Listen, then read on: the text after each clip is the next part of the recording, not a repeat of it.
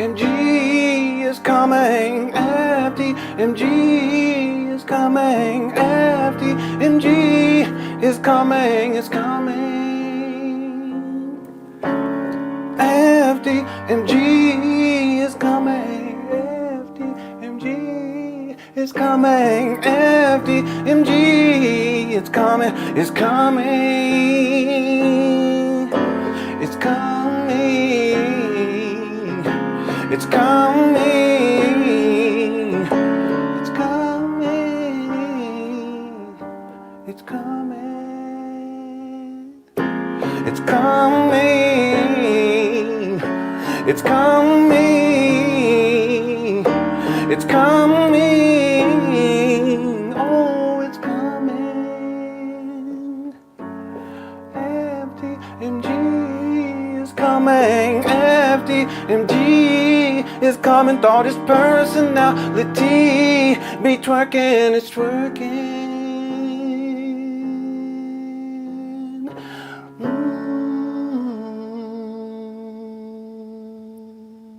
All right, welcome everyone. Shout out to everyone inside the Cook Crush chat pool. Hope y'all doing all right. We have a back-to-back live stream, so we're going to do this one, and then in the next live stream, I'm going to be sharing a segment from the documentary. It's actually an extended segment of the documentary where I share and I show at least most of the FDMG grand opening date changes. Not all of them, but most of them. Okay, so you guys can look forward to that. Most members have already seen that. I have added a couple of things to it, so it is a little bit different. But I want to share that with everyone, especially given what's taking place with Umar right now. He's supposed to be going live on, I think February 7th is the date. And that will be the 7-year anniversary of Umar acquiring these abandoned buildings in Wilmington, Delaware. Time it's flown by. The other thing is that he's alluding to some sort of an announcement. Let me tell you what I think. I think Umar is going to announce that the school is going to open sometime in 2027. Excuse me, sometime in 2026. But I have evidence that Umar already changed the date to 2026. I could pull it up for you guys right now if you want me to. We covered it in 2025. I think he's going to make that announcement because of everything that's going on legally. Umar, he's trying to preemptively get ahead of what's taking place. And I have a sense that he's going to make an announcement on February 6th of 2026, the 7-year anniversary of acquiring these abandoned buildings, that the grand opening is imminent. But that's why I want to drop the video of all of the grand opening dates from the documentary. I want to drop that video after this live stream so you guys can look forward. It's amazing how Umar, he's operated like this for so many years. It's been over 2 decades, going all the way back to the UNIA days. He was causing problems dealing with the building fund, trying to collect money to do renovations. We haven't talked about this all that much, but even beyond the process of Umar acquiring these abandoned buildings and all the money that he's raised concerning these abandoned buildings, well, I should say concerning FDMG, that there's still the lingering issue of how is Umar going to pay faculty and staff? How is he going to pay operation costs? In fact, in 2024, he reported to the IRS that he brought in about a little bit over $80,000 in donations. Well, that's not, you can't run a school on $80,000 a year. You can't run a school off of $100,000. You're not based upon what Umar's talking about and taking them over to Africa and having a FDMG zoo and an FDMG farm and teaching the boys how to float ships and fly airplanes and building an observatory on the roof. I kid you not. So that's another lingering issue that has to be addressed. But I think Umar's going to do it. And I said this many years ago. If you guys remember this, hit the one. I said at some point, Umar, he's going to put together, because he's a pretendian. And he's the great deceiver of our time. It's all about smoke and mirrors with this guy. I said this years ago. Okay, if you guys remember this, hit the one. I said that at some point, Umar, he's gonna do a fake grand opening. He may even, and this is what I said he may even have some children up there. And his followers are gonna get so excited, and they're gonna be like, "Yeah, Cookie Crunch chat, yeah, LenonHonor, we told you." Anybody remember that? See, there we go. Listen, listen, Black Anonymous remember. That's all we got to say. I would not be surprised if Umar doesn't pull off some stunt like that. Now, does that mean that he may have some people up there acting like teachers? And he'll just do it, not that it's going to be extended. Then he'll come up with an excuse why he can't keep doing it. Right? Now, I didn't say that part, that him coming up with an excuse to not keep doing it years ago, but I did say that first part, that he's going to pretend. I have a sense that that's what he's going to do, or at least attempt to do in 2026. We shall see. But this has been going on for such a long time. And when I share, shout out to Black Anonymous too. I just have to say salute to you. Thank you so much. You're one of the only people from the earlier days, and you were around way before I even got into this Umar Johnson saga. But you were one of the only ones who, well, you know what it is. I'll leave it there. It kind of, anyway, I appreciate you. Okay.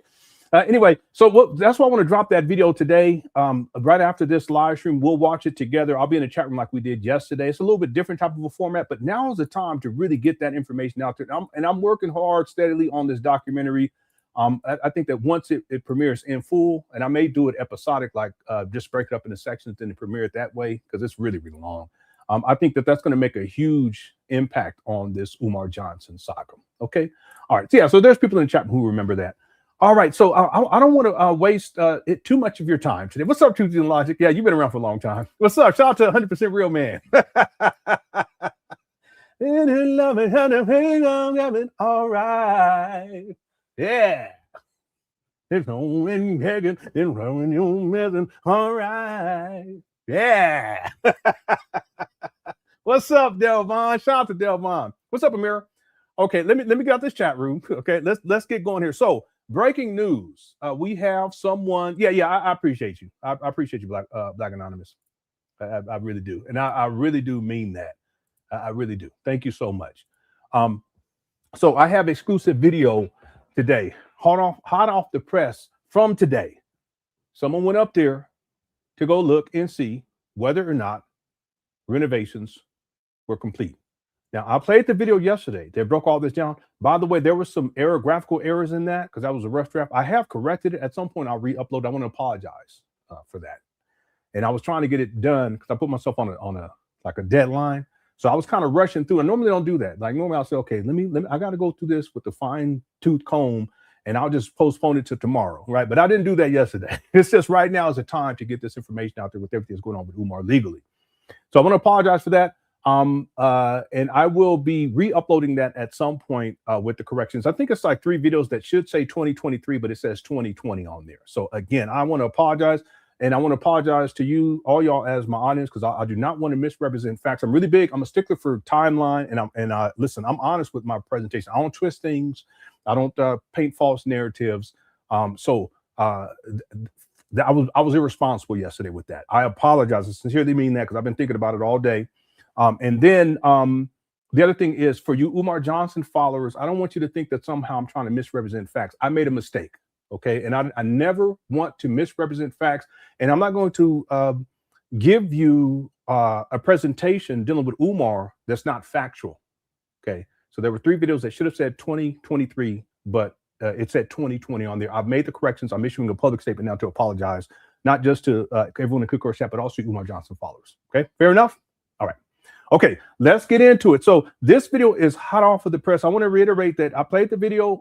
Umar's talking about renovations were complete. He said it back in August. I think it was August 11th of 2023.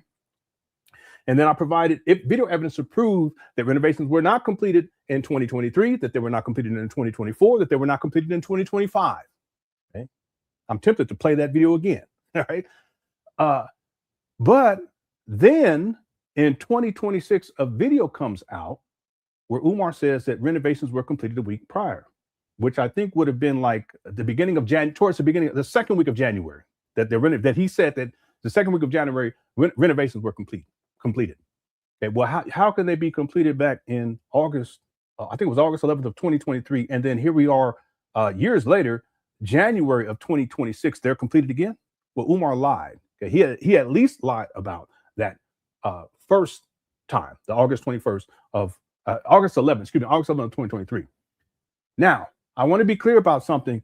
Umar has not shown any proof that renovations were complete. He didn't show any proof back in 2023, back in 2024, back in 2025, and he hasn't shown any proof in 2026. I'm sure he's scrambling right now because he's painted himself into a corner. That's why I want to get these videos out, because Umar can't step back inside these abandoned buildings again unless they're fully renovated.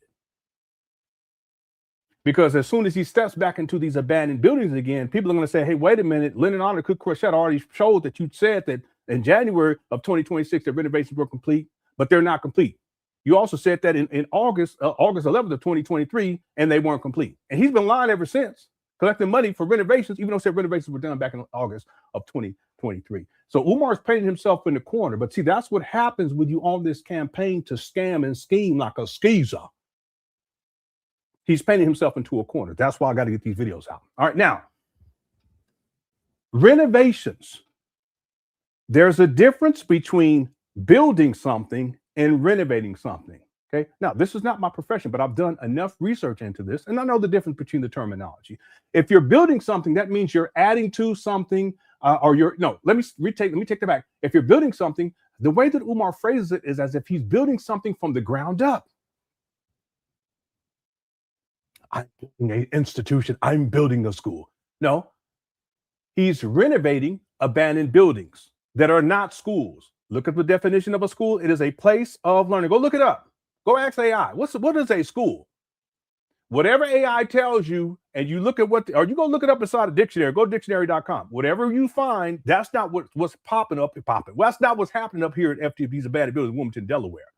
It's a place of learning. Umar has not taught one black child. He's never even been a teacher, but I'm talking about since he acquired these trap bandos almost 7 years ago, in about 10 days or so. My goodness gracious.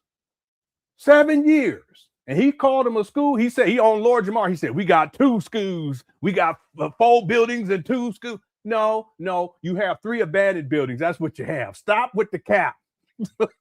I'm tired of it. It's so ridiculous. But he lies all the time. He's a pathological liar. So why does he do this? Well, he does this because he always wants to overstate accomplishments, and then he also wants to understate how much money he's raised. It's the narcissism and the excuse making with this guy. So there's a difference between building something and renovating something. Now, you're building something up. You're building a structure. You're putting in the foundation. You're building it up. You're building a house. Okay. Now, renovating, there's already a pre-existing structure. Does this make sense? And what you're doing is you're going in to make this pre-existing structure better. Okay, you're adding things to it. You're fixing things. Not that you're building anything, because the same buildings that were there when the J. Moore Academy closed down, I believe in 2016.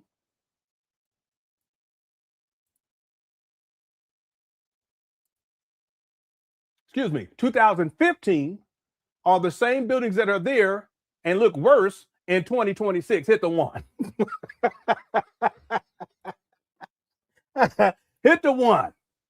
See, the point is that he hasn't built anything. And I have this video that I found where Umar actually states that he says the buildings have already been built. We're just renovating. But he tells people, I'm building this. I'm building a school. So forth. No, he's not. He's not. Those buildings have been sitting vacant now since 2015. It's been over a decade and not one black child has been educated. So what Umar is doing, because the buildings have been sitting there, what Umar is doing now is he's renovating. He's been renovating now since 2020. It might have been 2021 now I think about it. I think it's 2020 where you see it makes it announced, but I have it inside the video. I can't remember right now. Now, the point that I'm making is, let's be clear. There's a difference between abandoned buildings, which Umar Johnson has, and a school, a functional school. By the way, Umar already stated that the school is not going to be accredited. So that's something for y'all to think about, you parents who plan on sending your children there for $500 a month. That's what he said back in the day. Sister Mary Ann Lorian, salute to her, much respect, stated that Umar has raised that price to $600,000. Excuse me, to $600. Shit, he might well. He has to raise it. He got to raise it. He had the reason why, because he has to have an excuse why nobody's going to attend when he does the grand opening. This is what this guy does. He said, well, we open, but the kids didn't want the parents. They lazy, they shiftless, they try, here we go with the racial try. They don't want to pay the money because all they care about is weave and perm and Dayton's on the rims. And that's showing my age right there. Shout out to Diego, Southern California. Shout out. All right, but you see my point? So Umar does not have a school. He says that he has a school. There is no school. And when he opens it, allegedly when he opens it, he already stated, and I have the receipt where he said it's not going to be accredited. Now, let's set that aside now. Now we get into it. Umar clearly is not building anything. He's not. Have you guys ever seen Umar with a hammer? Since February of 2000, come on now, help me out, Cook. Since February of 2019, damn. Have you guys ever seen Umar with a hammer and nails and building something? What kind of man? Done taking millions of dollars. Where's my pen?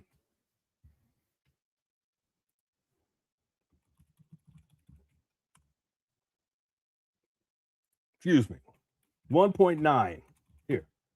I'm just going to put this in here just to remind myself, because I got to tell y'all something else. I've been, okay. Yeah, he ain't got no trash dumpsters. Well, let's not be petty. I'm going to come back to this in just a moment. Have you guys ever seen Umar hammering a nail? It's 7 years. It's almost 7 years. Have you guys seen with a tool belt? You guys ever seen him with the proper attire to be doing construction work? Never. Timberlands or whatever? Never. Work boots? Never. The boys, listen, real talk, Umar's a sissy. He don't do manly things. He don't do manly work. Okay? Now people say, well, Lenon, you being petty. No, I'm stating this is a statement of fact. He's lazy.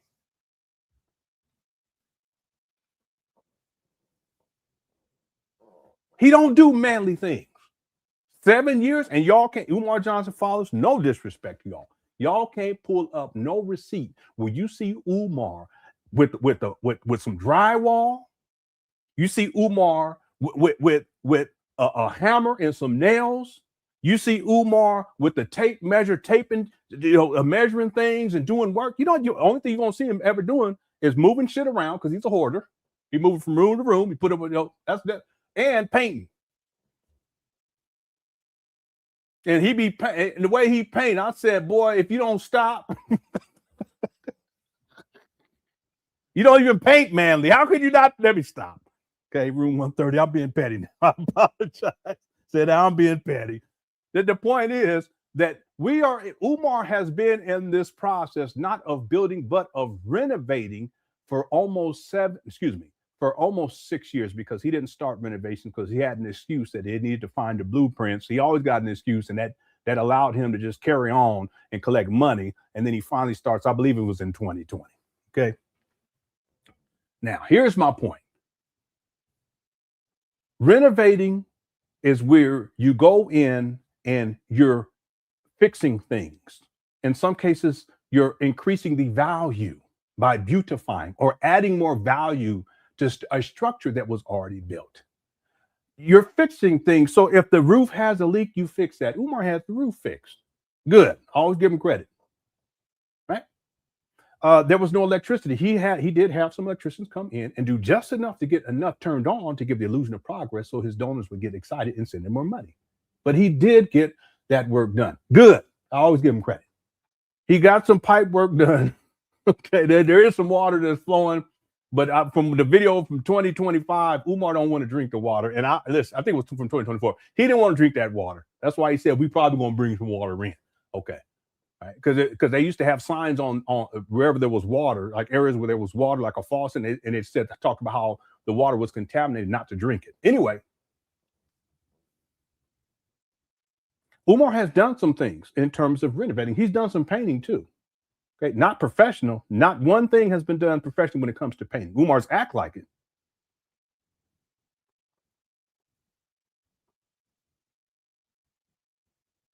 Putting carpet in could be renovating. Right? Putting in tile, renovating. Putting in drywall, renovating. Right? Adding another room, meaning that you put a separator for, there was a bigger room, you cut it in half. Okay, that's renovating. Right? You put up the drywall, you put a door there and another door for that room. Now that becomes 2 rooms. That's renovating. Right? If you want to change the light fixtures, you can change the light fixtures. Doorknobs, you can change. There's all types of things that you can do to renovate. One of the fundamental things that you do is you paint. You paint the inside and you paint the outside. However, prior to anything being completed, one should deal with one of the most important aspects of any construction project. And that is that if there are any levels of contamination, that needs to be resolved before you start renovating. So contamination could be lead paint. Follow me. Contamination could be asbestos. Follow me. Contamination could be water that's contaminated.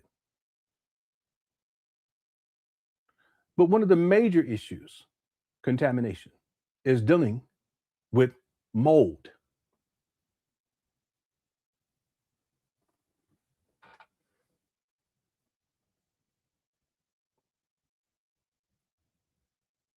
If you have issues with mold, there's mold on the drywall, there's mold in the drywall, there's mold behind the drywall. When you renovate, those issues need to be mitigated. You can't say that you finished renovation if you got mold on the interior or on the exterior. Umar said renovations were complete in 2023. He also said it more recently, a couple of weeks ago, here in 2026. But if renovations are complete and were completed, then not only should we see a paint job on the exterior that proves that renovations were complete, because remember, painting is part of renovations, but also the mold should be, there should be mold remediation that has taken place so that mold is no longer a factor, because that too is part of the renovation process. In fact, in some cases, there are buildings that have to be what they call gutted because of mold and mildew and other biological or other hazardous materials, what have you, right? So this brings me to the video today. If renovations are completed, based upon what Umar said in 2026, that they were completed a couple of weeks ago, then the video that I'm about to show you guys here today should show that the buildings have been painted on the exterior and that all of the exterior mold and presumably the interior mold has been taken care of, meaning that mold remediation has taken place. I'm gonna come back to this right here in just a moment. I'm gonna save it. All right, so I'm gonna play this video. It's a short video taken today. I'm gonna play this video without the commentary, and then I'm gonna play it again with the commentary. All right, so let's see if the exterior has been painted in accordance with the process of renovation that was completed a couple of weeks ago, according to Umar. We should also see no mold on the exterior of these buildings. And to be more precise, to be fair with Umar, we're talking about one side of the street where what Umar calls the small school and the small gym, because he ain't done shit on the other side in almost 7 years. Except turned it into his own personal storage, and I have receipts on that too. Okay, here we go. Shout out to Cook Crush Chat.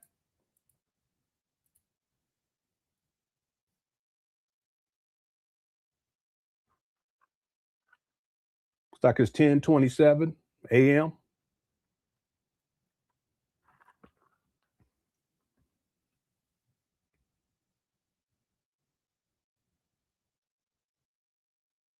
You know, it's amazing when people go out here and take these videos, you don't see Umar doing anything. You know what I'm saying? You don't see that, nothing be happening. And there you go. You see that right there? Now, in fairness to Umar, that's mold on the other side of the street. So we're gonna give him a pass on that because I'm always fair.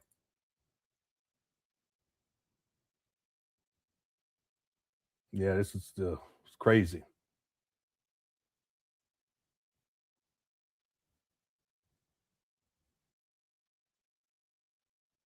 Yeah, that's the large gym. He's turned that into his own storage. When he got evicted in 2019, he took all of his a lot of, I should say a lot, because I don't know if it's all, but a lot of his personal belongings, and he put them in there. They've been in there ever since. Okay, he erected this fencing in 2025 to get in compliance with the city. But I told him to do that back in February of 2019. Okay, we see the mural. There was someone who had said that, yeah, it was professionally painted because the mural, no, that these buildings were never professionally painted, and I have the receipts. Umar had his loyal donors come out here and paint for free. Okay, so we should see no mold, and we should not see any buildings or any boards on the building. So let's see what we got going on in here.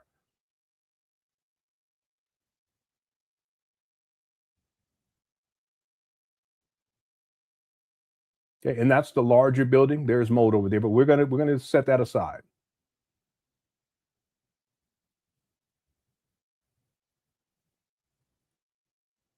Okay, and there's mold right there. Furthermore, have these buildings been painted? Okay, now Umar did have some paint days on the exterior years ago, but it was not done professionally. Okay, but there you see the mold right there. So no, renovations are not complete, because if they were, this would have been remedied already.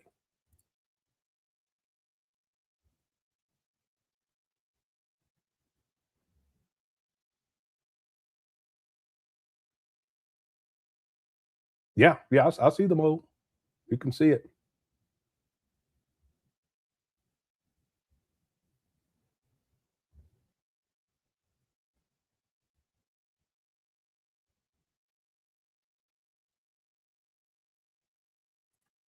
All right, and these windows are boarded up. Right, so no, renovations are not complete, because if they were completed, then everything would be fixed. Okay, this video is from today. See this?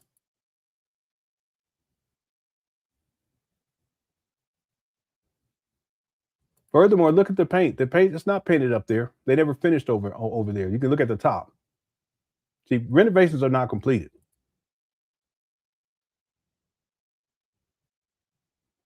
Okay, short video. That's it. Okay, now we're just looking at the exterior here.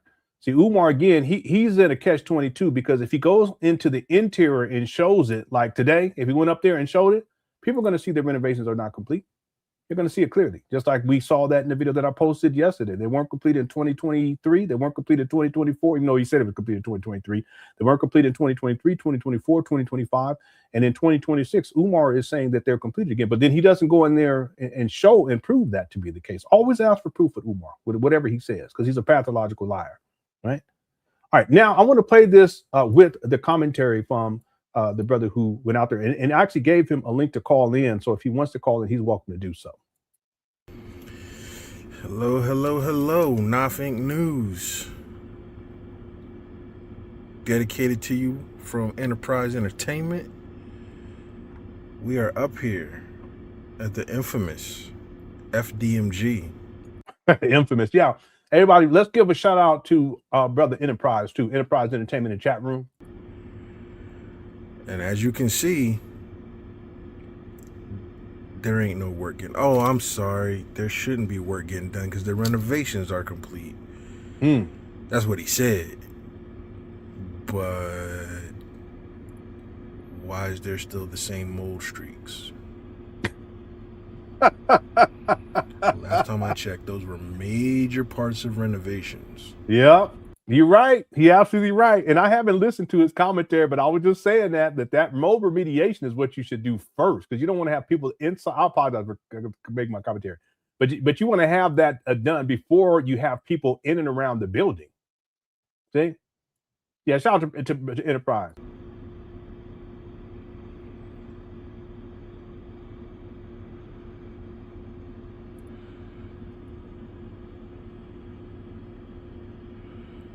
If we zoom in, and I know it's buried underneath trash or underneath snow, that same bag of trash is right there. Yeah, I didn't know that he was going to mention that, but yeah, he went out there the last time. This was months ago, and someone threw a bag of trash over that fence, And from what he's saying, it's still over there. I don't mean to laugh, but come on, man. Umar, you got to do better than this, bro.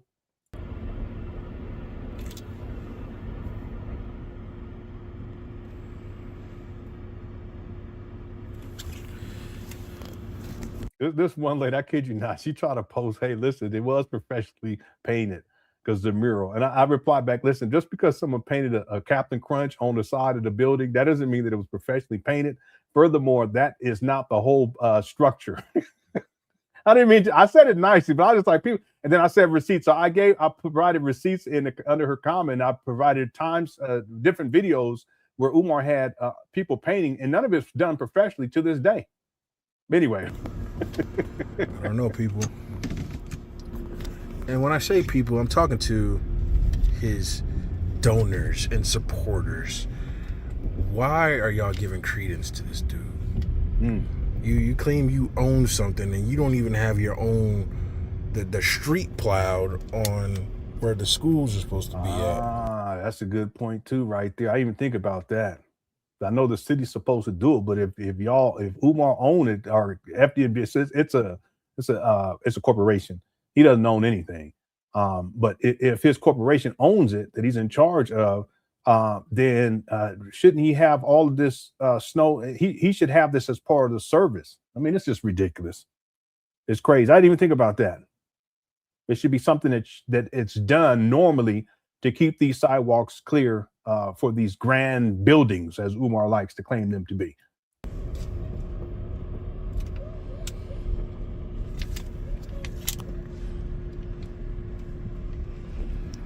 Same boarded up doors, windows. Yeah.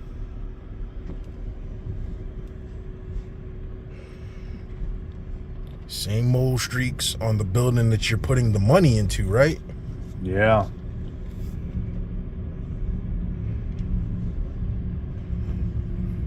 This neighborhood don't know you. You're not even here doing anything. He hardcore, but it's true. Probably on a podcast, lying, sniffing and blinking. Yeah, renovations done, right? Boarded up windows still. Yeah, good point.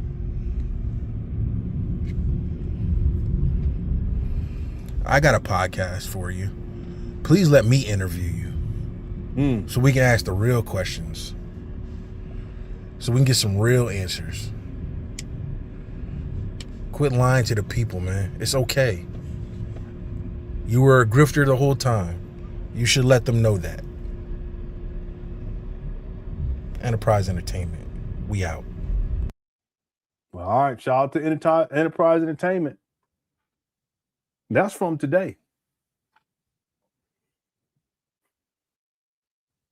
Yeah, Umar, he lies so much, it's incredible. But again, he's saying that he's going to go live February 7th, I believe, February 6th or 7th. It's on a Saturday. And that he's going to be he's probably going to be updating on FDMG, but then he's going to be making a special announcement. And what I think is he's going to say that the school is going to be opening on such and such day. But I have the video I'm going to premiere for everyone. Members have seen it already, at least most of them. They've seen most of it. I did some edits on it. And that will show you guys the different dates that Umar Johnson has given for the grand opening, going all the way back to 2010 when he said the school was going to open September 11, 2013. It's amazing, you know, and here we are all these years later, and not one black child has been educated. Okay, so let me do before I get to these super chats. I want to just bring one other thing up for everyone to think about here. So, based upon my calculations, Umar Johnson has raised a bare minimum of $1.9 million. In fact, let me just go ahead and play that video with the breakdown. Most of you guys have seen it already. And then I have a quick comment that I want to make about all of this. Check this out. Johnson, he took his first FDMG Academy donation on April 14, 2014. I want to say thank you to all my donors. Where are my donors at? How many of y'all been donating since the first fundraiser, April the 14th, St. Louis 2014? On November 4th, 2024, Umar Johnson said the following on It's Up There podcast. Now, mind you, Black Lives Matter raised what? $100 million? I don't think they ever got audited. We never broke $1 million. We got audited the year before last, and we had to show them everything. The man was You like, ain't broke $1 million? Nah, close to it, but we ain't broke $1 million, which is fine. What Umar Johnson is saying is that by November of 2024, he had not raised $1 million for FDMG Academy. We never broke $1 million.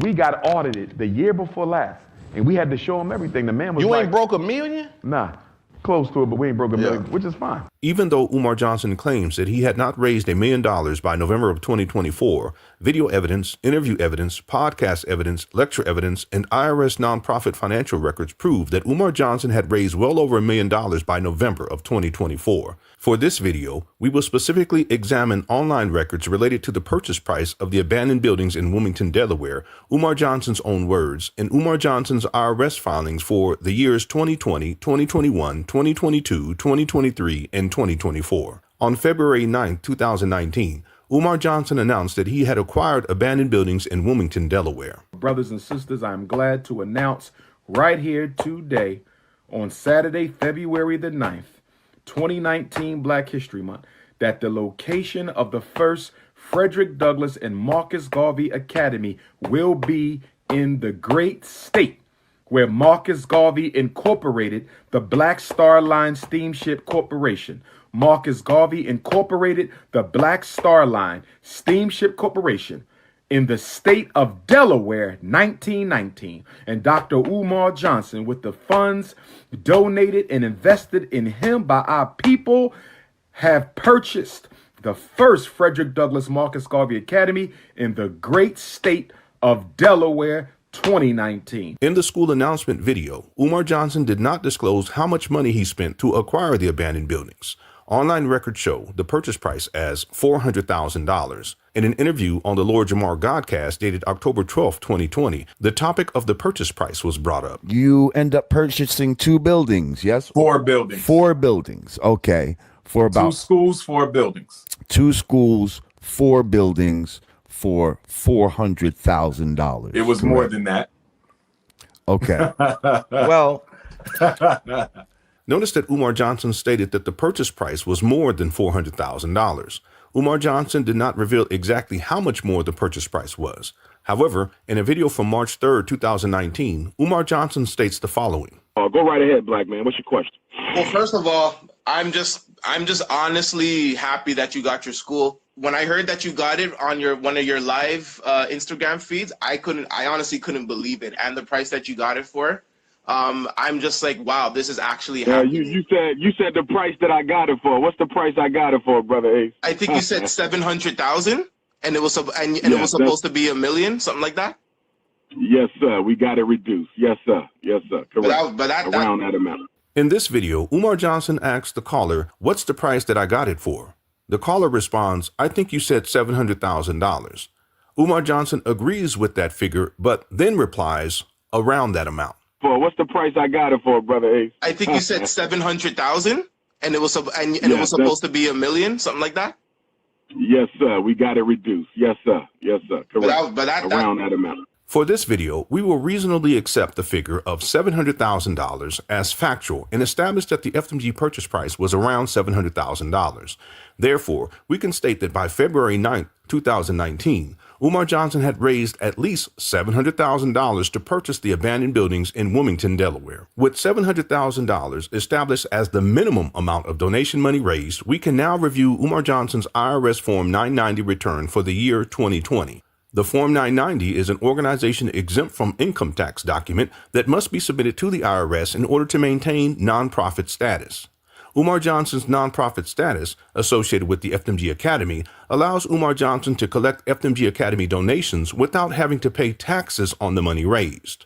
Umar Johnson's IRS Form 990 shows that Umar Johnson reported to the IRS that he received no FDMG Academy donations for the year 2020.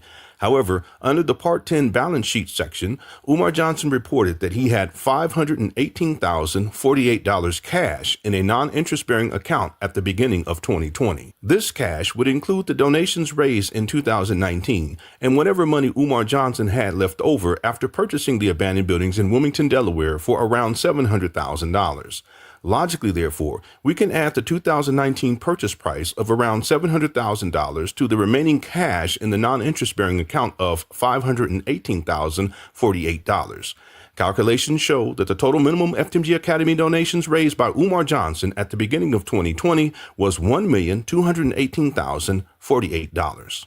Umar Johnson's Form 990 return document for the year 2021 shows that Umar Johnson raised $177,892 in 2020 and $116,585 in 2021.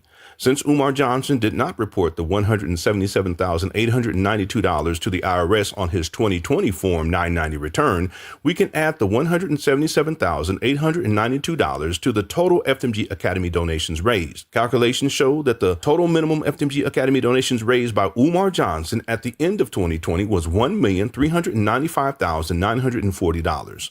We can now add the $116,585 raised in 2021 to the total minimum FDMG Academy donations raised. Calculations show that the total minimum FDMG Academy donations raised by Umar Johnson at the end of 2021 was $1,512,525.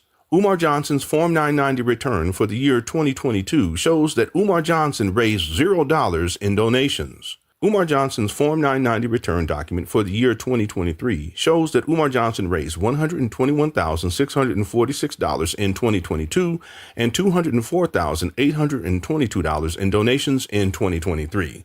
Since Umar Johnson did not report the $121,646 to the IRS on his 2022 Form 990 return, we can add the $121,646 to the total FDMG Academy donations raised. Calculations show that the total minimum donations raised by Umar Johnson at the end of 2022 was $1,634,171. We can now add the $204,822 raised in 2023 to the total minimum FDMG Academy donations raised. Calculations show that the total minimum FDMG Academy donations raised by Umar Johnson at the end of 2023 was $1,838,993. Umar Johnson's Form 990 document for the year 2024 shows that Umar Johnson raised $84,506 in 2024.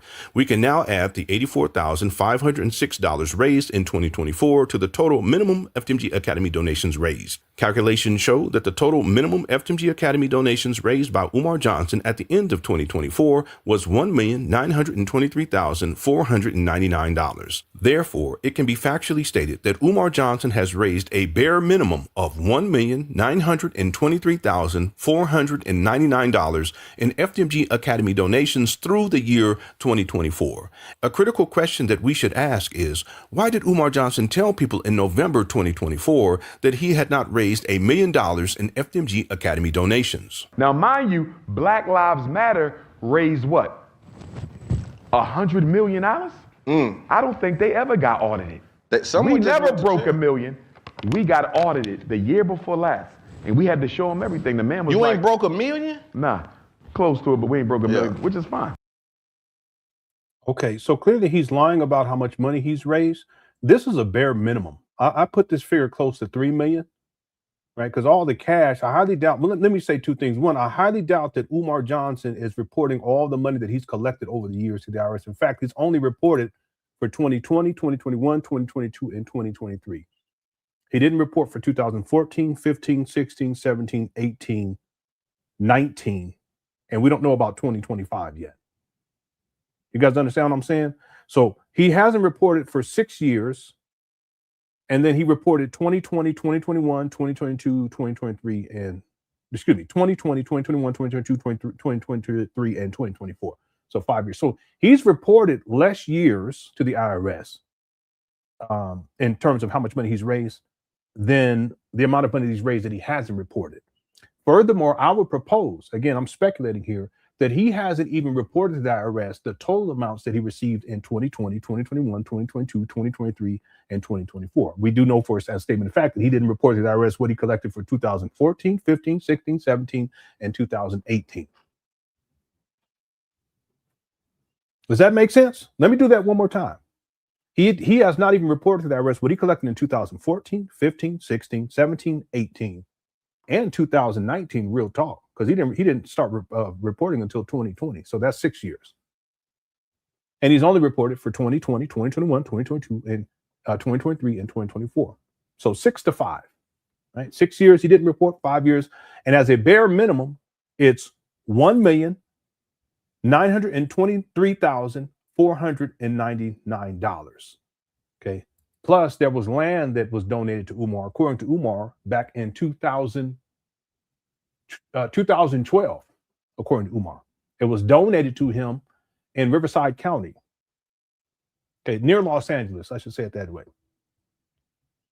That was in 2012.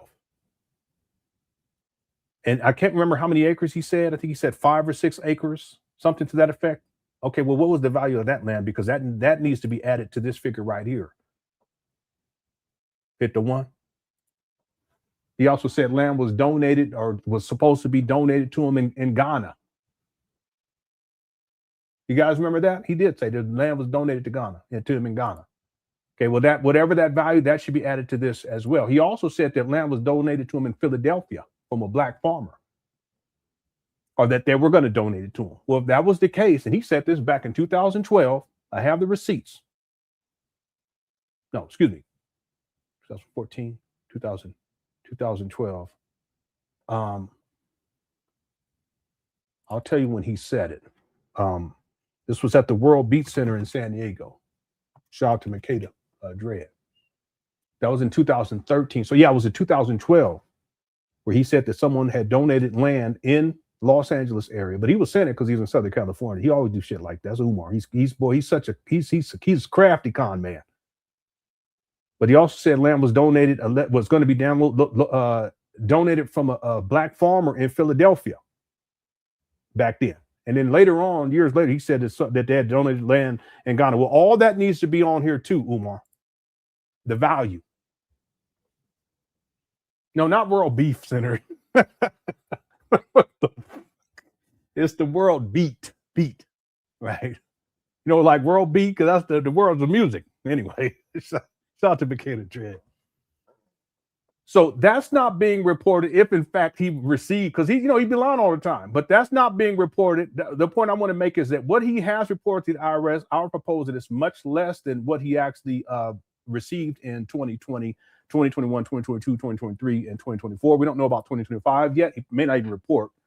But if he doesn't report for 3 successive years, his non-profit status will get revoked, which took place before, back in 2015, 16, and 17. He didn't report for those years, and they revoked his non-profit status. He has a history of this stuff, right?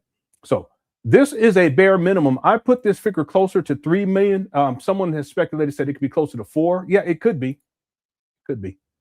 Right? But I always give Umar the benefit of the doubt. What I can prove conclusively at this point, without a shadow of a doubt, and I can prove this in court based upon Umar's IRS filings in his own words, $1,923,499.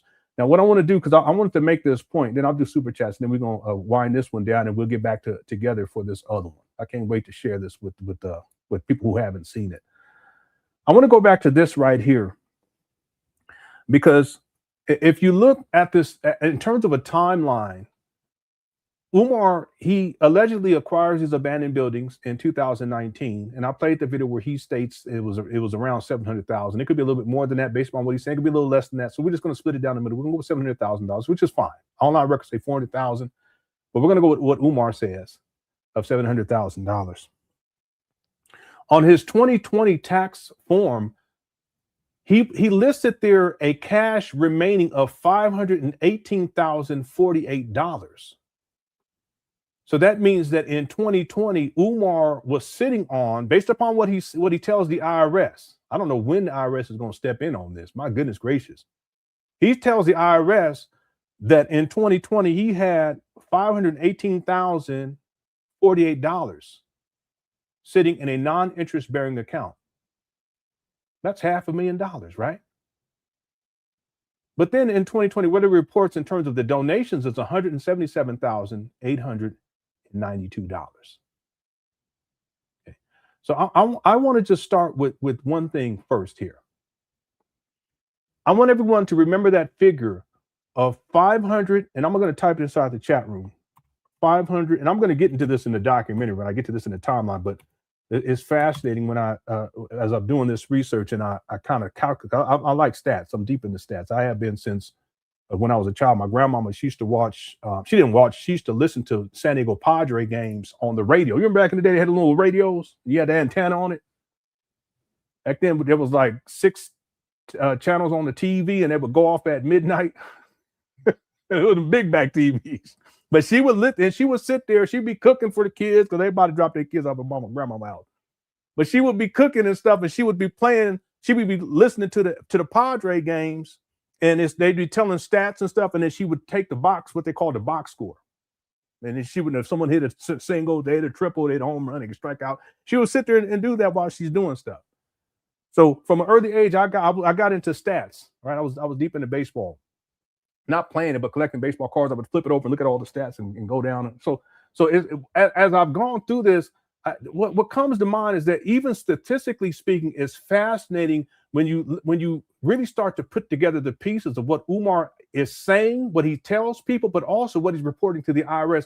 So I just want to focus on that figure right there of $518,048. So let me just, thank you so much, Hustler Girl. She said, I love you too. I don't know you, but I love you anyway. Okay. I love all y'all. Okay. All right. I would say I even love Umar, but I ain't going to do that nowadays. especially after room 130. I ain't, you know, I love everybody, but I can't say that. I'm being petty. I apologize. I'm sorry. Umar, I know that's too far. I'm sorry, Smart Barbie. That's too far. I shouldn't do him like that. I apologize, Umar. Anyway, so $518,048 cash remaining. And this is in 2020, right? All right. Now, this money in 2020, he's reporting that on his 2020 IRS, but that's separate from, this is separate from the donations that he received. Someone said, oh my God. Listen, you don't want to know. All right. All right. So this $518,048, this is cash remaining in 2020, but this is separate from the amount of money that he raised in 2020 that he reports to the IRS. He reports to the IRS in 2020 that he raised $177,892, right? So this is separate from the cash that's remaining. This cash that's remaining, this is the cash that's left over from 2019. This makes sense? It's remaining in 2020, but it's left over from 2019. This is what Umar is telling the IRS. So I want you guys to remember that. This is cash. Let me type this again. $518,048 cash remaining in 2020 carried over from 2019. Okay, this makes sense. Let me put this on there because I want to prove a huge point. All right, so let me put this up here. I'm gonna leave this up here. All right, 518,000 cash remaining in 2020 carried over from 2019. This is not the money that he raised in 2020. What he raised in 2020 was $177,892. Now, I want to show you guys something here, and this is what I mean when we talk about Umar and the renovations and how a lot of this shit is really shady. It's really shady. Again, I don't think he's reporting to the IRS how much money he's raised in 2020 in full, 2020, 2021. I don't even think he knows 2020, 2021, 2022, 2023, and 2024. Like I said before, he didn't report what he raised in 2014, 15, 16, 17, 18, or 19. Now watch how shady this shit starts to get. Watch this. So in February of 2019, Umar, and I'm going to outline all this inside of the documentary. Okay, it's going to be precise, and this is going to be step by step. February 2019, which will be 7 years ago in about, 2 weeks? Less than 2 weeks. My goodness. He does the school announcement video. He says that we got this school in Wilmington, Delaware. He also talks about he doesn't have any money left. He needs people to donate. And I'm paraphrasing, okay? But again, I'll be more precise in the documentary. And that the next phase is what? Is restoration. The first phase was acquisition, second stage was restoration, and then renovation, restoration and renovation. And then the third phase is operation.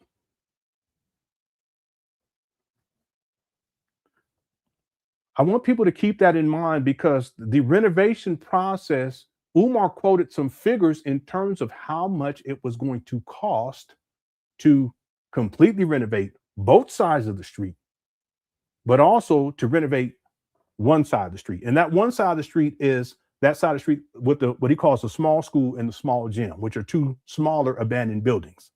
That's what he's been doing work over. He's done some paint on the inside, done some paint on the outside. Okay, we come. I give him credit for the shit that he's done. He also got an HVAC on top of one of them. Okay, and he got a HVAC unit, a new one on the side of the small gym. Give him credit for all that. Okay? But watch this. Umar gives very specific figures on how much renovations is going to cost for both sides of the street, but then also for just one side of the street, meaning those smaller buildings. Now watch this. I want to pull up a video here. In fact, let me, this is 2000. Okay, I'm gonna pull up a video here from September 19th of 2019. Remember, he acquires his abandoned buildings in February of 2019. Now we're gonna fast forward to September 19th of 2019 and listen to what Umar says. My ancestors said what? It is better to raise strong children than to repair broken men. And he wasn't a psychologist, but he knew that. Carter G. Woodson said what? If you control a man's mind, you don't have to worry about his thinking, okay? And if you control his thinking, you don't even have to tell him to go to the back door. Okay, I don't mean to be like this, but why does Umar look like an old auntie? I'm just saying. Come on, Umar, cut it out. He will go on his own. And when he gets to the back, if there is no door, he won't make one and walk out of it. I'm not trying to save every Negro in America. It's a waste of time. It's a waste of time. Everybody didn't cut it out, Umar. Live in your mama closet. Okay? Always screaming. make it on Noah's Ark. I'm focusing on the babies. That's why we purchased those two schools in Wilmington, Delaware, February the 7th of this year.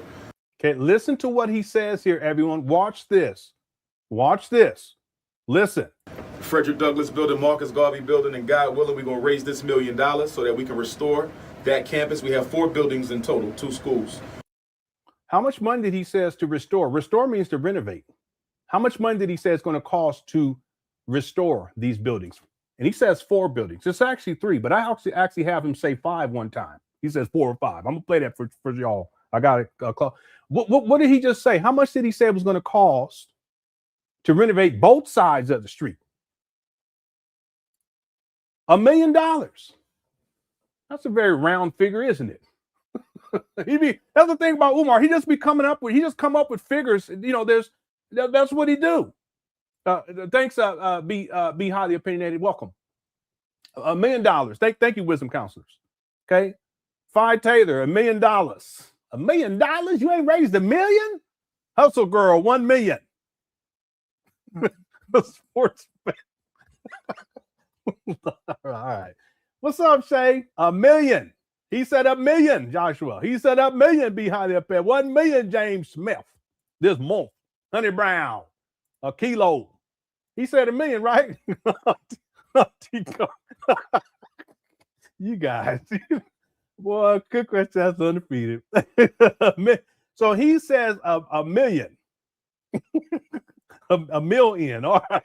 $1 million. All right. What's up, Shay? So he gives the figure of $1 million even. $1 million even. Shout out to Brother Dominique, one of the homies. All right. All right. So Umar says that it's going to cost $1 million, not for one side of the street, but for both sides. Okay. Now listen. Let's listen further. Watch this. Noah's Ark. I'm focusing on the babies. That's why we purchased those 2 schools in Wilmington, Delaware, February the 7th of this year. Frederick Douglass building, Marcus Garvey building, and God willing, we're going to raise this $1 million so that we can restore that campus. We have 4 buildings in total, 2 schools. Okay, he says that campus. Blessed enough to purchase with the monies raised from the people. And it is my hope that we raise $1 million between now and next summer, because I want to open up the school on Nat Turner Day, August the 21st, the date of the Nat Turner Revolution, 2020. 100-year celebration of the red, black, and green flag. That's when I want to start school. You know, just sitting here thinking. Okay, so he gives a figure of 1 million. Keep that in mind. Now, let's fast forward to the end of 2019, December 31st, 2019. All right. Again, he acquires the trap bandos in February of 2019. The video that we just watched is from September of 2019. Now we're going to go to December of 2019. Listen to what Umar Johnson says here. It's true. I work in the schools. White women can't stand our damn kids. Okay, and he don't work in those. He wasn't working in those schools in 2019. Umar, he lies so much it's ridiculous. Guess what? Neither can you. While I'm talking to the parents, I'm going to give y'all some rules that y'all can use in the school. A new year coming up. But before I do, I want to first say thank you. I want to say thank you to Detroit. I want to say thank you to Flint, Kalamazoo, Big Rapids, Grand Rapids. Listen to what he says, y'all. All throughout the state. And why do I want to say thank you? Because 5 years ago, we started raising money to purchase a school. And we finally purchased that school in February of this year. And we don't have one school. We got 2 schools in Wilmington, Delaware. So thank you, Black Michigan. Thank you, Black Michigan. We got 2 schools in Wilmington, Delaware, 4 buildings all together. We have an Honorable Marcus Garvey building and an Honorable Frederick Douglass building. And right now we're raising money to try to renovate the Garvey building first because it's the smaller. It takes us $1 million to do the whole thing. I'm not asking you for no money tonight. I didn't See that? He says $1 million to do the whole thing. come here for that. I'm just giving you an update on where we are. $1 million for the whole campus, $350 for the Garvey building.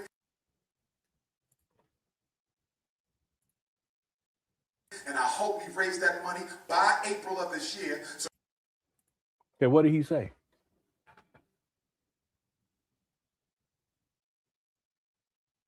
What did Umar just say? Good question, chat. No, he didn't say 2 for 50. Why you guys always playing? You guys playing too much. I'm trying to bring anyway. I don't even know what to do with y'all sometimes. Y'all just be playing. 2 for 99, 2 for $5. All right. What did Umar just say? Everyone in the Cookie Crush chat, who ain't playing games.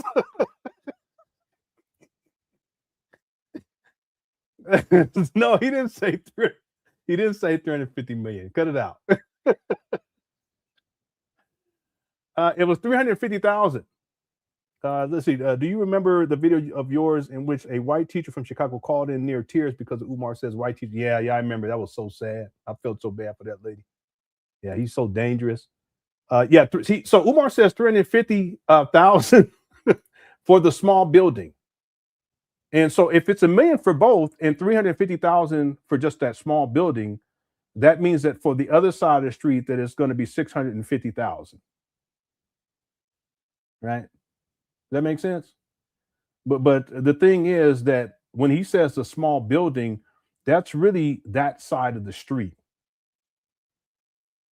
which is 2 buildings. If that makes sense. Now, he doesn't phrase it that way, but I have other examples where he's quoting different prices for that side of the street. 250,000, 350,000. Let me see if it comes up and populates in my notes here. 250,000. Yeah, I have him saying in a video, $1 million to renovate all buildings, 250,000 for the Marcus Garvey building. That's the small school. Okay, I'm going to assume that he's including both. You know, the figures don't make sense anyway because that other side of the street, that it's going to cost. Listen, just mold remediation in and of itself. In fact, let me pull this up. I'll pull this up and give you guys another example because in this case he's saying 350,000, but in this other video, from October of 2019, he quotes a whole different figure. October 5th.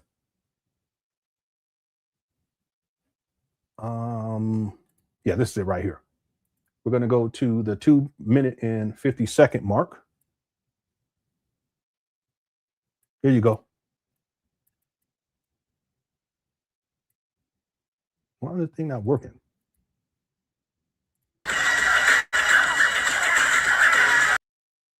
Yeah, 2 minute and 50-second mark. Here we go.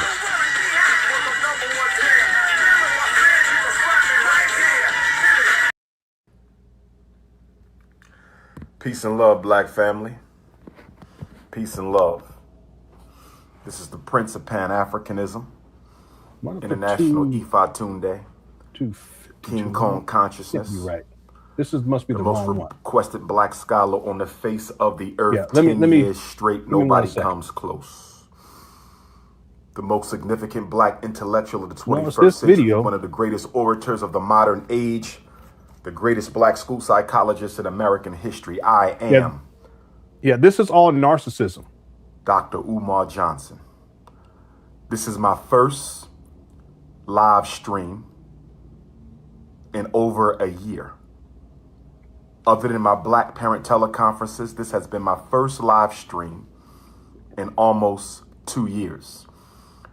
That is because we have acquired the Frederick Douglass and Marcus Garvey Academy buildings, 2 schools, 4 buildings, and I want to say thank you to Okay, and this video is from October 5th of 2019. Every brother and sister.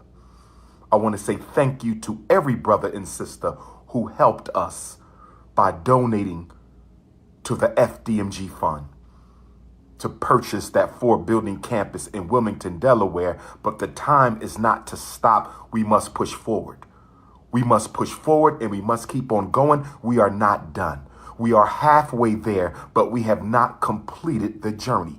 As black people, we have a bad habit of starting but not finishing. Look who's As talking. Africans, we have a bad habit of starting but not finishing. We must finish the job.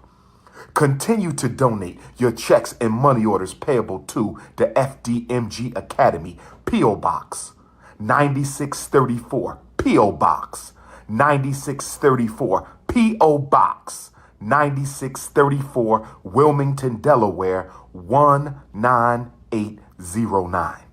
Send them in. If you used to send 20, send 40. If you used to send 100, send 200. If you used to send 500, send 1,000. We need $1 million to renovate the campus. I want it done by next spring so we can celebrate the centennial. I want it done by next spring so we can celebrate the centennial of the red, black, and green flag. The red, black, and green Marcus Garvey flag turns 100 years old August of 2020. Let's get ready with a massive celebration on the grounds, your grounds, our grounds of the Frederick Douglass Marcus Garvey Academy. We need $1 million. We need $1 million. But if we get $500,000, we can finish half the campus. If we get $250,000, we can finish at least the Marcus Garvey building. Okay, so now he's saying $250,000 just for the Marcus Garvey building, but he also said $350,000 for the small building. You guys catch that? The Frederick Douglass building is the ultimate goal, but we can start off with the Marcus Garvey building. Send in your donations. Let's get this done. I'm the only institution builder in the modern conscious movement. Let's get this done. The first school of its kind. Let's get it done. A true revolutionary Pan-African nationalist academy where Garveyism is a curriculum. All right. So now he's saying 250,000, right? Okay. Yeah. Thanks, Warren Keith. So we're going to go with $350,000, and we're even going to be extremely generous. We're going to say 350,000. He's just specifically talking about the small building, what he calls a small school, not the small gym, right? Let me show you guys something before we move forward. Okay, keep that in mind. He said $1 million for everything, and then 350. He said 252, but 350 for the small building. The math don't make any sense because the other building, the larger building, way more work needs to go on. Umar admitted that, and it's much larger than these smaller buildings. In fact, let me show y'all something. Moyer Academy at the moment is set up on Vandiver Avenue in Wilmington, and these are modular classrooms, but there are extensive architectural plans to expand the school and move it to another location.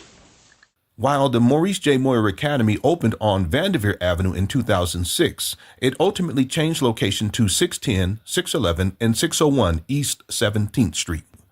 Now, real quick, you guys, this is from the documentary too. Members have seen this already. It's about, I think it's about 40 minutes. I really worked really hard on this. It's just a segment from the documentary. If you guys look there, there's 3 addresses. There are not 4 addresses. There's 3 addresses. And the reason why there's 3 addresses is because there's 3 separate buildings, not 4. Can you guys see that? There are 4 buildings. There's the large building, and then there's on one side of the street, and then 2 smaller buildings on the opposite end of the street. So Umar's math isn't working, because if he's saying $350,000 just for that small building across the street, the small school, what he calls a small school, not the small gym, if that's $350,000, well, that building, it looks like the larger building across the street, it looks like it could probably be 1, 2, 3, 4, 5, maybe 5 times that size, maybe 6 times that size. Well, let's just go with 5 times. So I know we're just estimating here, but if that's one side street is 350, you would multiply that by 5. See, the math isn't working. I don't even think Umar knows how much. I don't think he ever had anyone come up there to give him any estimates or anything, because he's just throwing figures out, just throwing things out there. Let's just multiply that 350 times 5. That's about $1.7 million, $1,750,000, based on what Umar is saying. I'm just talking just on size. Furthermore, Umar said that small building, that's why he wanted to start on that side, because it's a lot less work that needs to be done, even though it's almost 7 years later, and not one room has been completed. Renovations in one room has been completed to date. If that's $350,000 on that side of the street, and there's a whole lot more work that needs to be done over there, well, what about the other side of the street then? We would have to multiply it at least by 5, because about 5 times the size. Plus, if it's a lot worse over there, it's going to be well over $1.7 million. Yeah, I think it's millions of dollars that needs to go into those trap vandals over there on the other side of the street. Okay, you guys see my point here? All right. I don't want to get lost. Well, I'm not lost in my mind. I know where we're at. So Umar is saying $350,000, right, to renovate. Let's just say that one building. We're not going to even count the other smaller building over there, that small gym. Now what we have to do is we have to go back. Okay, we're going to go back, and we're going to look at this right here. Calculate. If Umar Johnson is saying in 2019, and at the end of 2019, that it's going to cost $350,000 to renovate that small building, shouldn't that small building have been renovated by the end of 2020, when Umar reported that he had $518,048 cash remaining sitting inside a non-interest bearing account? 8-1.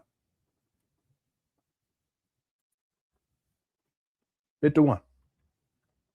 See, Umar said $250,000 one time, right? But we're gonna give him a grace. He said $350,000 another time, right? That $518,048, that's carried over. Remember, I made that point. It's carried over from 2019.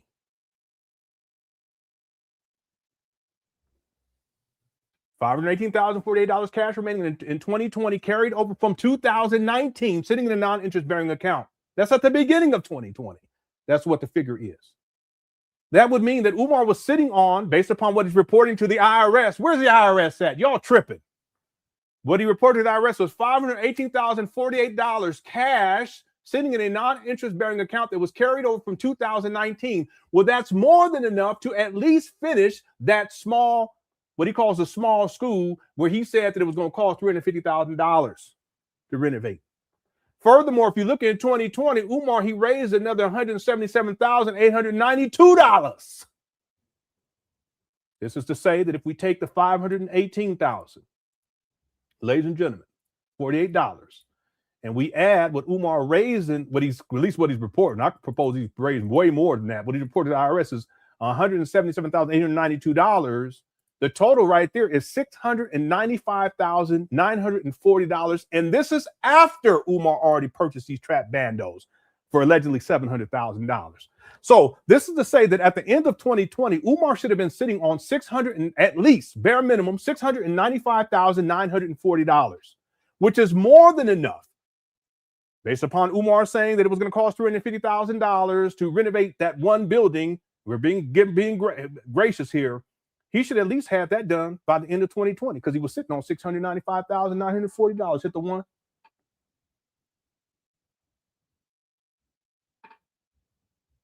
I'm not done.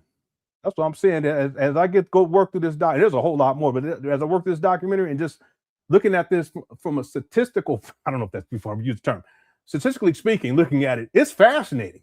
It really is. $695,940 cash remaining plus the $177,892 cash remaining carried over from 2019. We're not even counting the $700,000 that he paid in 2009. That's separate. But that's not all. Okay, you guys see my point there? The small building, at least the small building, should have been completed in 2020 because Umar would have been sitting on $695,940, and that's more than $350,000 that he quoted for the renovation of that small building. And again, it could be that Umar is saying both of those, the smaller buildings. Okay, that's not clear, right? I'm gonna figure it all out though in the documentary. Right? But that's not all. I want to do one more exercise before I get to these super chats. Then we'll close this out.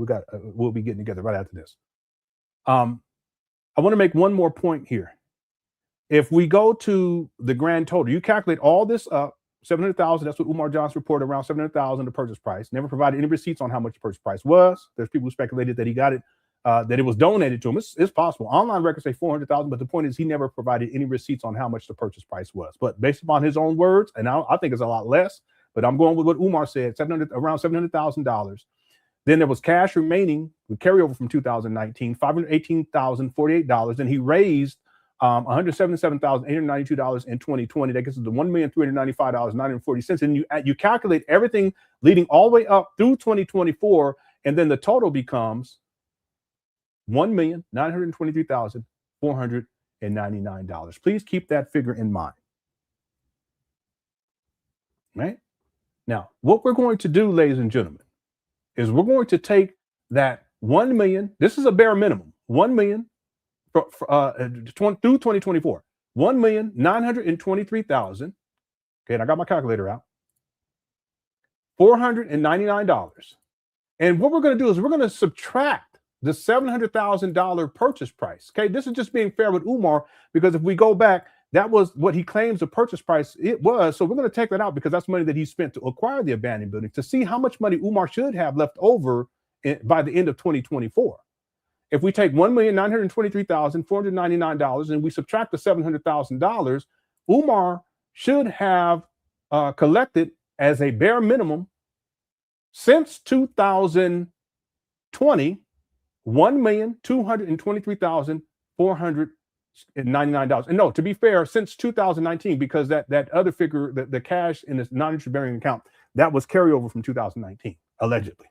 Okay, so we to be fair with Umar, outside of the purchase price from 2019 to 2024, as a bare minimum, Umar should have raised $1,223,499. Okay, and this is from 2019. With the carryover cash and donations reported to the IRS from 2020 through 2024. Now watch this.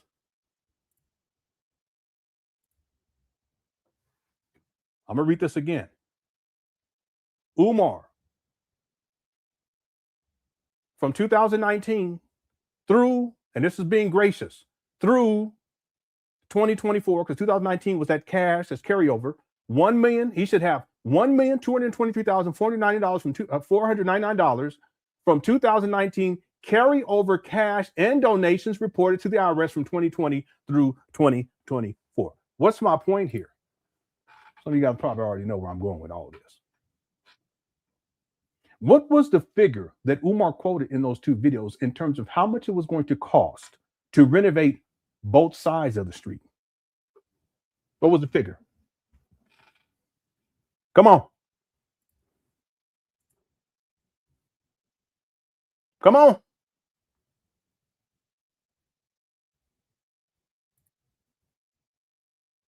Yeah. It was 1 million. And how much should Umar Johnson have raised since 2019? Remember the carryover from 2019, but reported to the IRS from 2020 through 2024. We're not even counting 2025. Well, it's $1,223,499. Why aren't these shits renovated completely both sides of the street?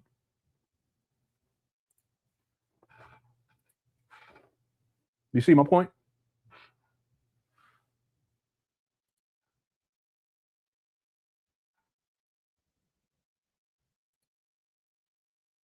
Another way we can look at this is if Umar from 2019 as a bare minimum, 2019, we're setting aside the purchase price of $700,000, a bare minimum of $1,223,499 raised from 2019 through 2024. We're not even counting 2025.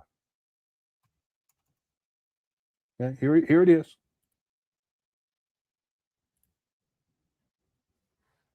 And I just played the video, two videos where Umar says, in order to renovate both sides of the street, that it's going to cost $1 million.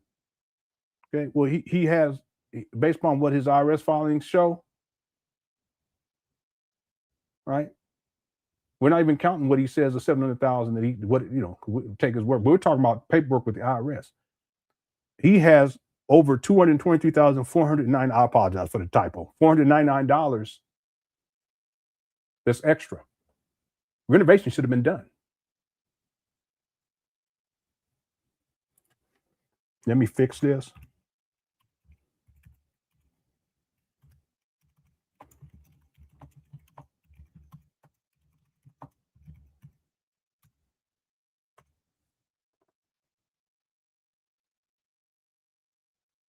If you don't cut it out, you gotta be playing too much. Y'all be playing too much.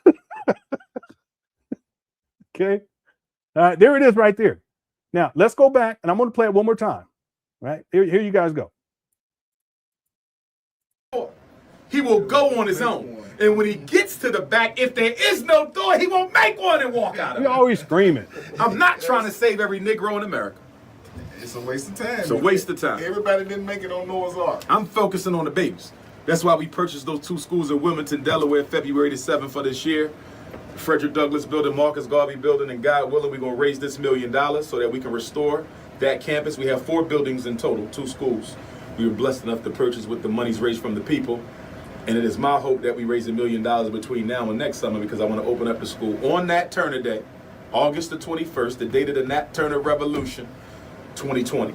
100-year celebration of the red, black, and green flag. That's when I want to start school. You know, just sitting here thinking about what you're saying. He said $1 million, right? But especially when it comes to schools, I know you had to deal with our people who say, well, what is he doing? He said $1 million. Well, if it was $1 million to do both sides of the street, and he says it's in 2019, we're now in 2026. And from 2019 through 2024, Umar has raised the bare minimum of $1,233,499. Why aren't both sides of the streets completed renovations? All right, let's do one other one. This is a video that Umar does. The video we're watching here is from September 19th, 2019. And then the video I'm playing now is from December 31st. Actually, let's go back to this one. Let's go back to this one. This is from October 5th of 2019. We must keep on going. We are not done. We are halfway there, but we have not completed the journey. As Black people, we have a bad habit of starting but not finishing. As Africans, we have a bad habit of starting but not finishing. We must finish the job. Continue to donate your checks and money orders payable to the FDMG Academy, P.O. Box 9634 P.O. Box 9634 P.O. Box 9634 Wilmington, Delaware 19809. Send them in. If you used to send 20, send 40. If you used to send 100, send 200. If you used to send 500, send 1,000. We need $1 million to renovate the campus. I want it done by next spring so we can celebrate the centennial. Okay. Again, he's saying, and this is another grand opening date. This would be the spring of 2024. I don't even know if I have that in the video or not. The one I'll be showing you in a minute on the other live stream. Again, he says $1 million for the whole campus. Okay, that includes all what he calls 4 buildings, which is really 3 buildings. Okay, well, that means that by now these shit should have been done because he's raised a bare minimum from 2019 to 2024, not counting 2025, $1,233,499. Okay, hit the one if you guys understand what I'm saying. And here's the other one. This is from December 31st, 2019. First, because it's the smaller. It takes us $1 million to do the whole thing. We got 2 schools in Wilmington, Delaware, 4 buildings all together. We have an Honorable Marcus Garvey building and an Honorable Frederick Douglass building. And right now we're raising money to try to renovate the Garvey building first because it's the smaller. It takes us $1 million to do the whole thing. I'm not asking you for no money tonight. I didn't come here for that. I'm just giving you an update on where we are. $1 million for the whole campus, $350 for the Garvey building, and I hope we raise that money by April of this year. Okay, so $350 for the Garvey building, $1 million for both sides of the street. Okay, this should have been done by now. Hit the one. Have I proven my point? I rest my case. Again, we're going based upon what Umar says. He's a pathological liar. He lies all the time. Okay, there's no evidence for anything that Umar Johnson says, but we're just going based upon his IRS filings and based upon what he has stated in videos. All this is covered inside the documentary and a whole lot more. Okay. One other point I want to make here. In addition to both of these, both sides of these streets, they should be completely renovated by now. Based upon Umar saying it's going to cost $1 million. Again, he's raised the bare minimum from 2019 to 2024, $1,233,499, and we're not even counting that's separate from the purchase price, alleged purchase price of $700,000. The question becomes, why hasn't he renovated? Why aren't renovations complete? Okay, however you want to look at it, and whatever excuse you guys want to make, Umar Johnson, follow Umar for himself, because he always making excuses, never holds himself accountable. The fact is that Umar is still a pathological liar, and he don't get shit done. And it's all about him getting money out of people, not to produce anything. And he's still begging for money in 2026. Lying about renovations were done in 2023. And then now he says they were done again in 2026, a little over a week ago. One last thing, Umar keeps saying over and over again, he keeps saying how many buildings? 4 buildings, right? Let me explain something to you guys about Umar. He's a pathological liar. Shout out to Kogo. He always lied about stuff. And so if I go based upon the receipts, and sometimes, yeah, based upon what Umar Johnson says, I don't think it would cost $700,000 to give these trap battles. I think it's closer to $400,000 because that's what the online record shows. There's people speculate they were donated to him by K-12. Listen, hey, the point is Umar hasn't shown any proof. But if we go with the $700,000 figure, okay, for how many buildings? Umar keeps saying 4 buildings, right? I go based upon the receipts, and I'll go based upon what Umar says sometimes. Goodness. I go based upon the receipts. I go based upon the video forensics. I go based upon the research. So I'm gonna pull this up for you guys. Take a look at this. This is an aerial view from Google Maps of these abandoned buildings in Wilmington, Delaware. And I have to take something. I'm going to retract something too. It's not that the building is the smaller, what he calls a smaller school. That's not 5 times.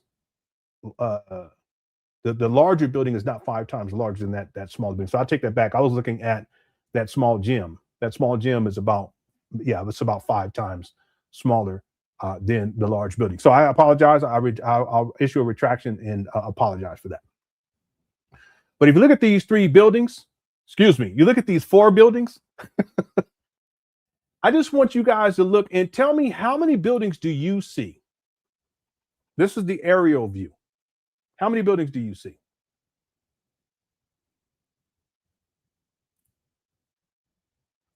fact, while you guys do that, let me see if I have from 2019. It may not come up the way that I want it to come up, though. Yeah, it's not. So let me do it this way. Well, actually, you know what? Let me see something. All right.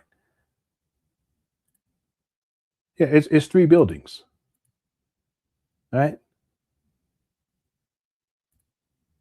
If you look closely, and that's why there's 3 different addresses, and they're on separate parcels. So one side of the street is one parcel, the other side of the street is another parcel. Okay. And so there's a larger building. Umar hasn't done anything on that side of the street because he said there's a lot more renovation work that needs to be done over there. And then across the street, you see 2 smaller buildings. One is what he calls a small school. It has 1 HVAC unit up on the top. And then next to that is the small gym. Okay, it's 3 buildings altogether, but Umar says 4. Why does he say 4? Well, he says 4 the same reason why he says he has 6 degrees when at most he has 5. He has a double major in psychology. This is undergraduate, double major in psychology and political science, but he counts it as 2 degrees. A double major is not 2 degrees, it's 1 degree. See, Umar always overstates his accomplishments, including how many buildings. Another reason why he says that it's 4 buildings is because he wants to justify, why it is that he had to spend so much money to purchase them, because it wasn't just 3 buildings, it was 4. You guys understand what I'm saying? Let me do one last thing on this. EPA, Brandywine District. I'm gonna pull this up and do a area-wide plan, and I'll do a screen share.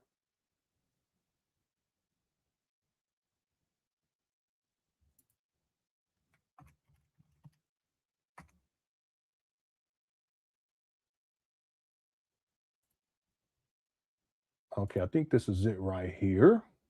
Yeah, this is it. Okay, I'm going to do a screen share, and just to prove my point, and then I'll do super chats, and then we'll wind this down.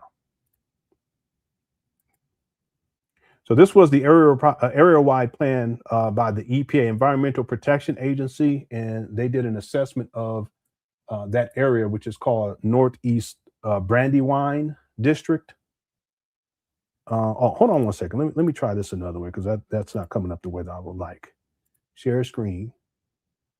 We need this one right here. Okay, here it is.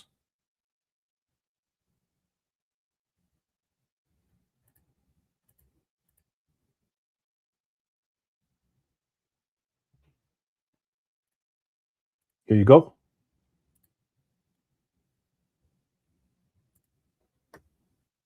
All right, and I'll zoom in just a little bit. So if you look at this red area, the FDMG bandos are here too. I think these are them right here. You see 1, 2, 3. This is the Boys and Girls Club, I believe. Okay, it's my best estimate there. So this was the Northeast Brandywine Riverfront U.S. EPA Brownfield Area-Wide Plan, Wilmington, Delaware. What we're going to do is and this came out January. The draft date was March 26th of 2019. So this is a little bit over a month after Umar acquired, actually a month in about 3 weeks after Umar acquires his abandoned buildings in Wilmington, Delaware. This comes out. I just want to scroll down here.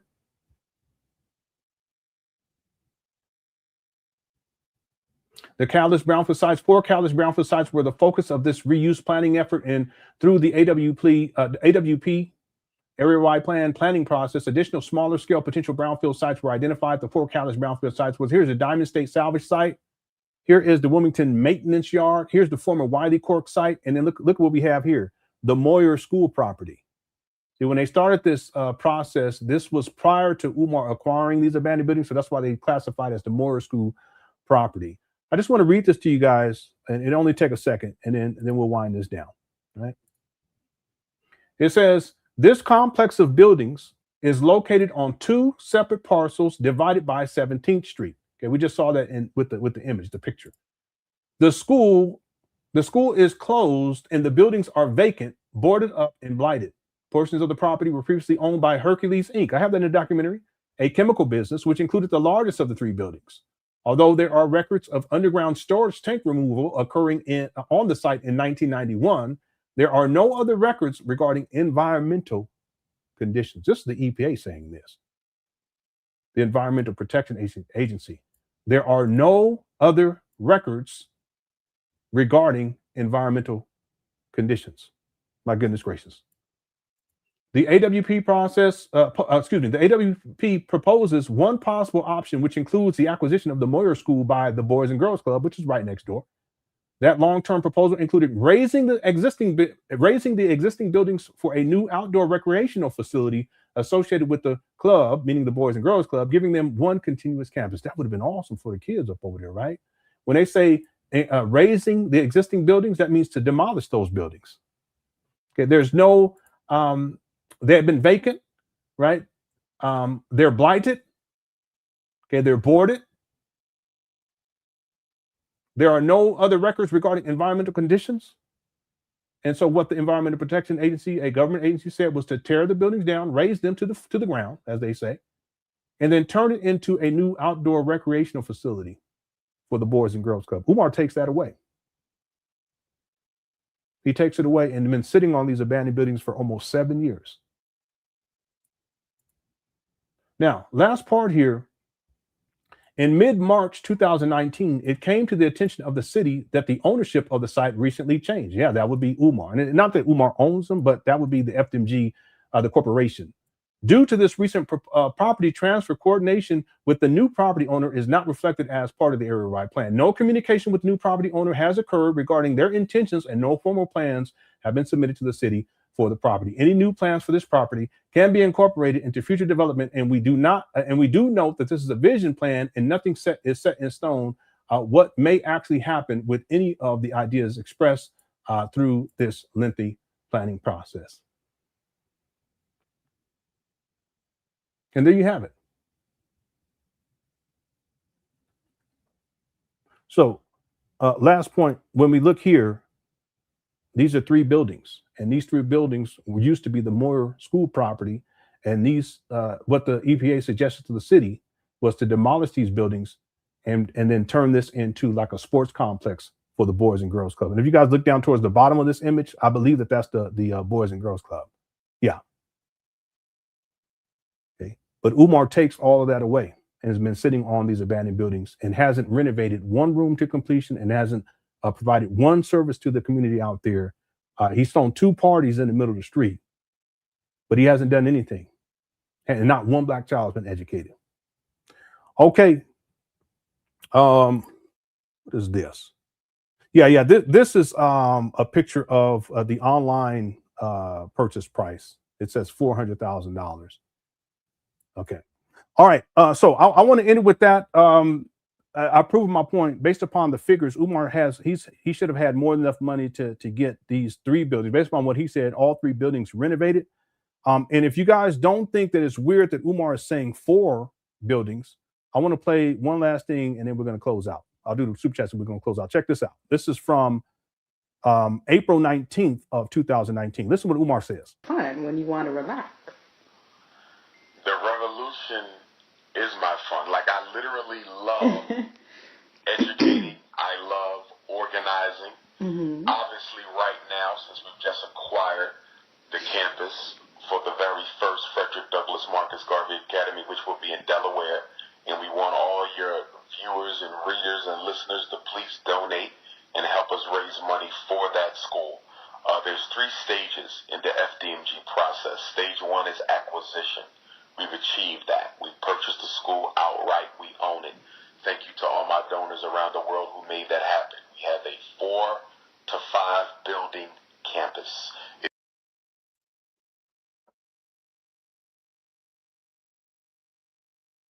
He lies so much. Now it's 4 to 5. Hit the 1.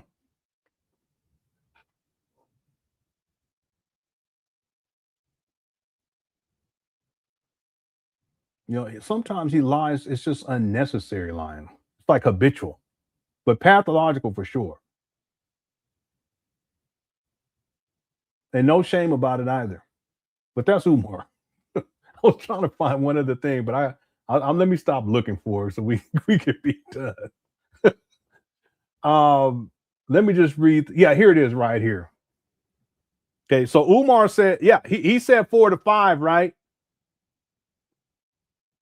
But the evidence shows 3. But this is what I meant to show. This is part of what I meant to show you all, but I just didn't get to it, but I have it now. From that EPA report, let's go back to the EPA report real quick. Look right here.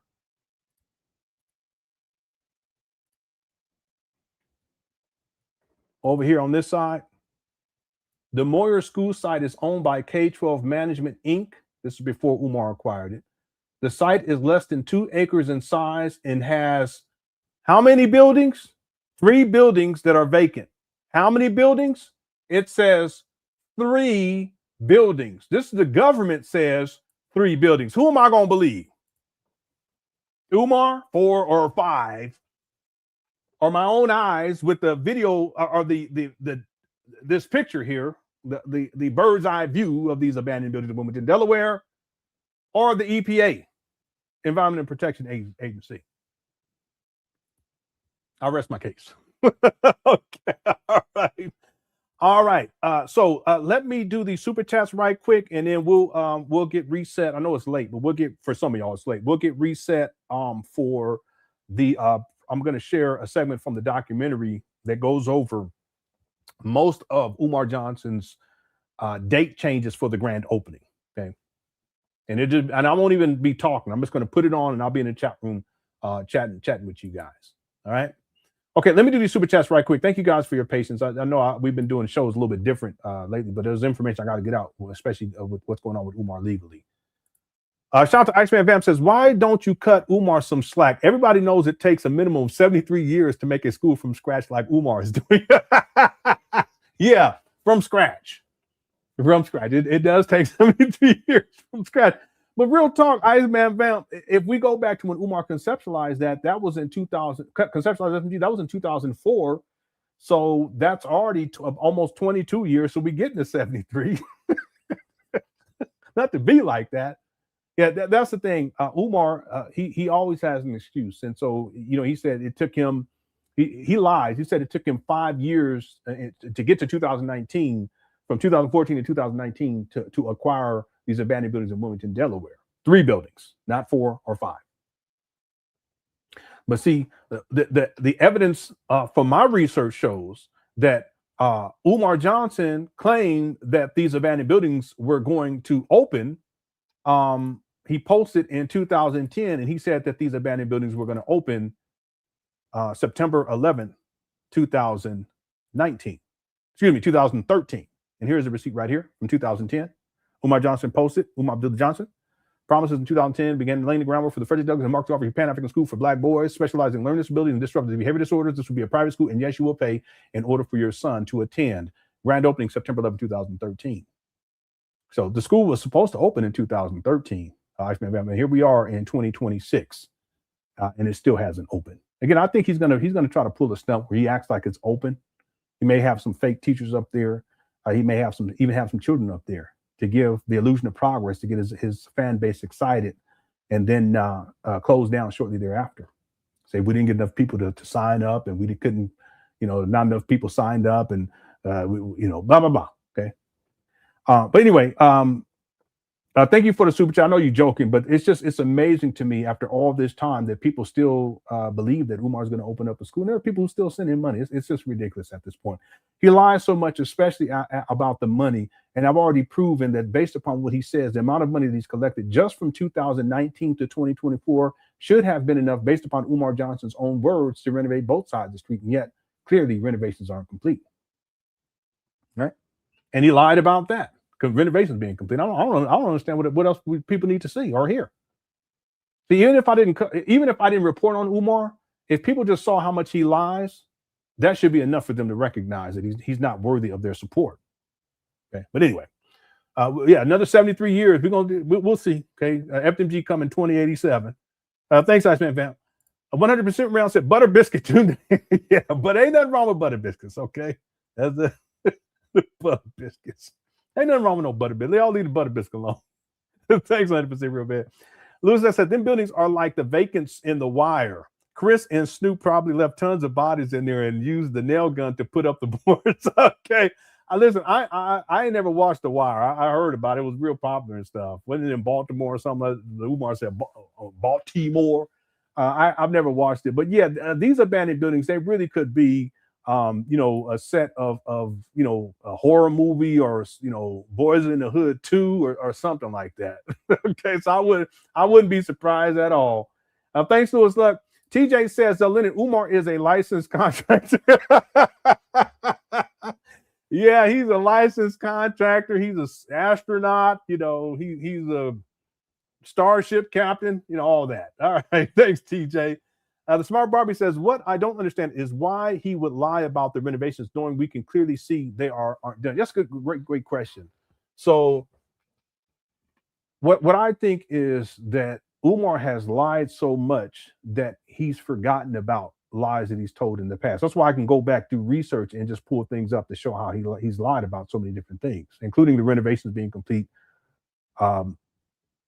That was in 2023. I think it was October 11, 2023. Remember something correctly, but it was in 2023. I think he just forgot about it. And again, I know that when he did that video, he did that video out of desperation. He was just trying to get money for the plug. And sometimes when people be high, they'll say all kind of crazy shit. Or if they need to get something, get their next fix, they'll say all kind of crazy shit. They'll do all kind of crazy shit that they normally. Come on, let's be real about it. We're adults here. They'll do all kind of crazy shit to get that money for the plug. See, and so Umar does things where he's just not in his right mind. He says things when he's not in his right mind, and I'm sure that there's times where he just don't even remember. Lene said that too. Like he would be saying stuff, and it's like. She was like, no, you weren't in that city 2 days ago. And he wasn't. And then he realized, oh, yeah, you're right. Y'all remember when she said that? I said, wow, that's interesting. I didn't say it, but I was thinking in my mind, that's interesting. He doesn't know what he's doing all the time because, listen, he be turning that heat down. Real talk. So what I think, Smart Barbie, is that with Umar, he's lied so much, and he's done it for so long. Some of the lies he creates when he's not even in his right mind, he just be making up shit, and he doesn't remember. So then he'll come up with the same lie years later. And in this case, he said that renovations were done in 2023, but then in 2026, a little bit over a week ago, he says that renovations were completed. Okay, it can't be both. And truth be told, I don't believe that renovations were completed a week and a half ago either. I think he's lying again. Because if they were, he would have been up there bragging about it, right? So that's what I think. I see Umar, he just doesn't know at this point. He doesn't remember like that. His memory's not what it used to be. And he said all types of things in the past where he's just batshit crazy out of his mind. And he don't remember saying stuff. He don't remember doing stuff. And so he'll repeat lies over and over again. And he has no reference point to say, hey, wait a minute, I already said that, didn't I? Right? Well, this is an excellent example of it right here. That's what I think. Right? Now, thanks, Smart Barbie. And see, at the end of the day, I don't think it matters to Umar, people's perception. All that matters is if I can say this to get more money out of people, then I'm going to say this to get more money out of people. And that's why he said renovations are complete in 2023. That's why he said in 2026, he's saying renovations are now complete, that he just got them done now in 2026. It's the same thing, right? Thanks, Smart Barbie. TJ says that trash bag been there since 2020. No. He got the fences erected in 2025 to get in compliance with the city of Wilmington, because he should have done that from the beginning. But if you're renovating buildings, you want to secure the buildings. So what ends up happening is he puts fencing, and then people in the neighborhood, they see these as abandoned buildings because that's what they are. And so they just take their trash and because they don't want to go dump it, and they'll just throw it over the fence, put it on somebody else. It's like when back in the day, TJ, when Umar, when he was doing a cleanup day, I can pull up the video, but he was doing a cleanup day, and he got this big dumpster that he put out in front, and he was complaining because people in the neighborhood was coming by throwing all their shit in there. Y'all remember that? It was funny too, because I thought I saw someone put a couch in there or something like that. Umar was complaining about it. Right. So they see these as abandoned buildings, so they just throw their trash. That's what happens. Right. Anyway, it wasn't since 2020. All right. Thanks, TJ. Simply Complicated said the way Umar treats these buildings is reflective of his character. He doesn't see anything through from the start to finish. Yeah, Umar, he rarely completes anything. And part of it, I think, is that his mind is scattered and he can't focus that long. That's the ADHD. And there's a lot of people who have ADHD, you know, but they develop coping mechanisms, right? They get therapy for that, and they're functional. Okay, Umar, he hasn't done that. So his mind is scattered. Same thing with his living conditions, with the hoarding and all that stuff. That's an aspect of his mental condition too, right? He's supposed to be this big time psychologist, but clearly he hasn't gotten the psychological services that he needs. No therapy, nothing like that. It's clear to me. Do I know there's 100% fact that he hasn't gotten therapy? I don't know there's 100% fact, but I highly doubt that he has, because of the narcissism and him feeling as if he's this great psychologist and that nothing's wrong with him. And then also he feels as if he's the Black Messiah. He calls himself the Black Messiah and the Black Christ. What can you tell someone like that? They think that they're perfect. The narcissism. They think they know everything. The narcissism, right? The point that I'm making is that, how he treats the buildings, it's like he treats everything else in his life. Right? It's not something that he focuses on, because clearly after 6 years, 11 months, and 2 weeks, almost 3 weeks, Umar hasn't focused enough on these abandoned buildings to get anything done. Not one room has been renovated to completion. Not one room. So for Umar, these abandoned buildings, they're just, I know it sounds a bit ridiculous, but they're eye candy for his supporters. There are times where Umar, he'll get inside his rental car, I kid you not, and he'll drive up there and he'll just park, and then he gets out and he turns the camera on with the buildings behind him and he says, "Yeah, we working, family. Get on your Cash App, get on your PayPal, we working." And he starts running off the mouth. He ain't doing shit and he's not working. He just pulls up. And if his followers say, "Oh yeah, he's up there at the bando, or they're up there at the schools and he's working and he's asking for donations, let me send him money." He gets done and he starts to see the Cash Apps coming through when he had Cash App, and then he gets his ass right back in the car and drives off. He don't take this shit seriously. It's just a manipulative tool. And it's been this way for a long time. Umar, he just pull up. He ain't even inside the buildings. He just pull up. He be walking around, or he'd standing next to with the thing, just one of the doors behind it that's painted, or the mural. Let me get on here and beg for some money, act like I'm working. He ain't working. And he say, "We ain't nobody up there but him." Sometimes it'd be past midnight. What you talking about? What you doing at past midnight? No, what you doing is you want people to send you some money, acting like you're doing something. Just pulled up, you roll through to the kicking spot to beg for money. That money start coming in. You get up off that line, the money keep coming in, and you go and do what you do. That's what this is all about. And that's why he don't see anything when it comes to FDMG, or anything else for that matter, from start to finish, or it takes him a significant amount of time. His documentary was supposed to premiere in the fall of 2012, and he's collecting money for it. He was supposed to be opening up a Black vegan sports bar. He was supposed to have sports events for the children inside the small gym. Anyway. Thank you for a super chat, Simply Complicated. Biggie, how's it going? Biggie says, sniffing and blinking. Yeah. You start. That's Umar. He's not serious about opening up a school. He sniff and blink more than he be doing it. I know we shouldn't laugh at the sniffing and sniffing. Wow, we got 1,400 people in here. Shout out to Cook Rush Chats Undefeated. If y'all hit that like button if you enjoyed any of this show so far. Let me get in here because I forgot we got a poll. I don't know. I'm tripping. The poll question, we got over 1,600 votes on the poll. Are you surprised that Umar Johnson lied about renovations being complete? And really, I should say renovations being completed in past tense. 10% said yes, 90% said no. Yeah, some people may be surprised because they may not have known that Umar Johnson, he stated that the renovations were completed back in 2023. Right, so for him to keep lying about it, it's surprising, right? On the other hand, he's a pathological liar, and again, I'm starting to think that he's a habitual liar at this point because he be lying about stuff he don't even need to lie about. Again, I try to give him grace and give him the benefit of the doubt, but I'm starting to think that he just can't help himself. It's a force of habit. He just lies.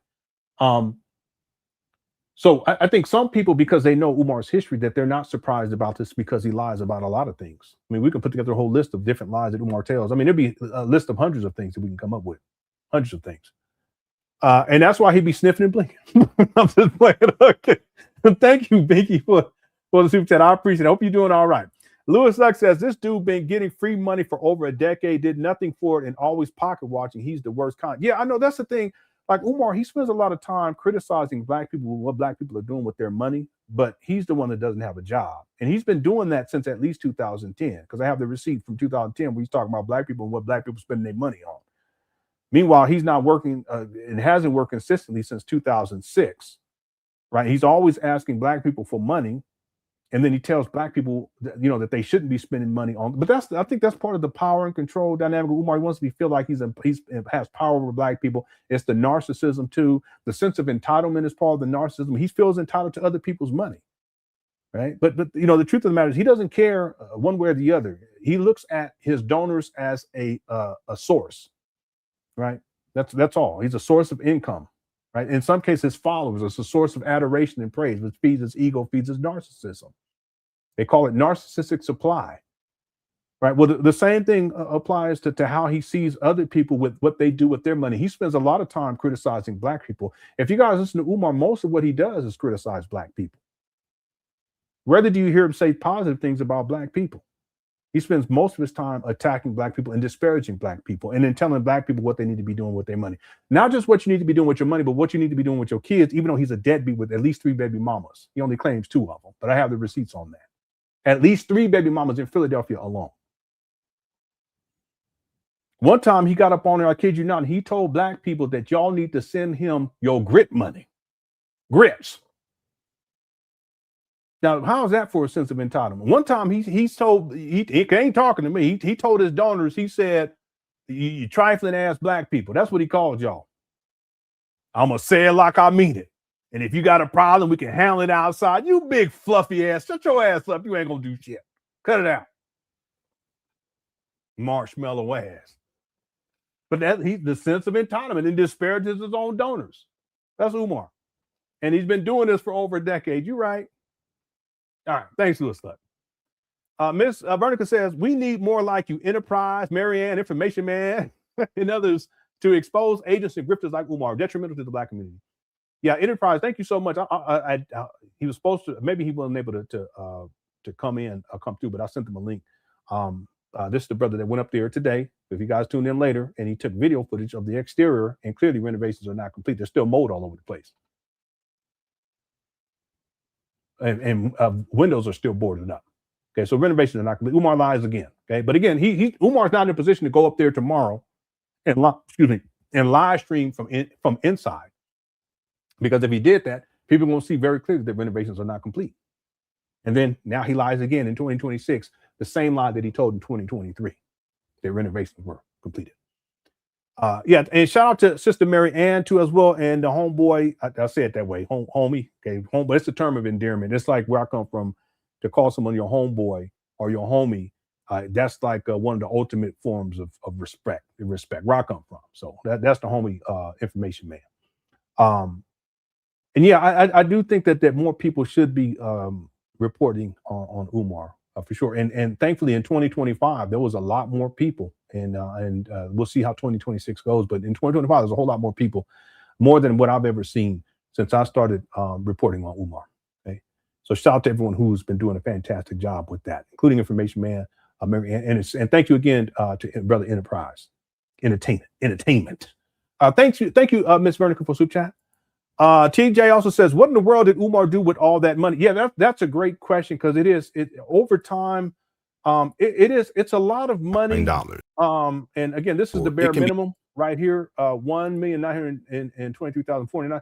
But what I like to do is I like to just compute, like if we take the 1 million, well, we can take out the 700,000, because that's a purchase price, and that will bump this down to $1,223,499. And then what I like to do is I like to just divide that.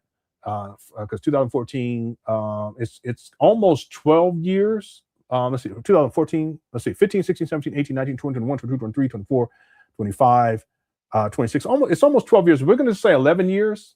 And if we divide that by 11, that's about $111,227 per year. And in that sense, and I don't mean to be that way, it's not that much of money. But again, TJ, that 111,000 per year, a little bit over that, 111,000 per year, that's without counting what Umar collected in 2000, because he never reported that to the IRS, 2014, 15, 16, 17, and 18.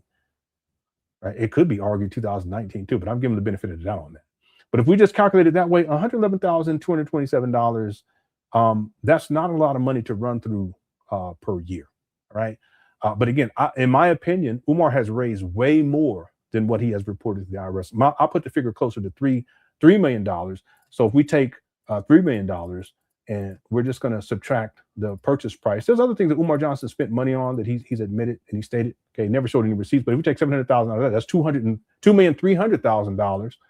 And if we divide that 2015, 16, 17, 18, 19, 20, 21, 22, 23, 24, 25, 20, by 11, we could say 12, but by 11, that's about $209,090 per year. Can I see Umar running through $209,090 per year? Yeah, I can see that easy. Okay, again, he spent money on different things too, but I can see him with his lifestyle, traveling all over the world. He's gluttonous. He likes to eat. He eats out all the time. That's expensive in himself. Renting rental cars all the time. Doesn't have his own vehicle. Hotel rooms, motel rooms. Turn the heat down. Paying, sending money to women.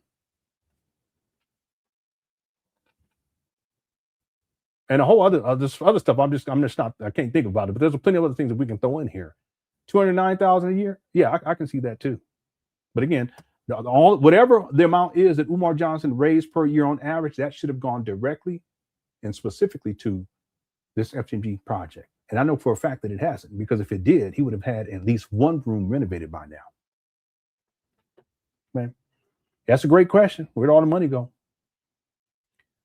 Thank you for super chat. Iceman Van says, so in an attempt to make it seem like he had no money left by paying $700,000 instead of $400,000 for the bandos, he actually exposed himself for collecting $300,000 more than what he thought he collected. Yeah, I thought about that. I said, okay, if Umar, if that's what you want to say, fine. I said, go right ahead. We'll go with $700,000. That's why when I initially did those figures, it was $300,000 less. I was quoting 1.6 million, but now I can say 1.9 million. And we're not even counting 2025. So he's over $2 million easily.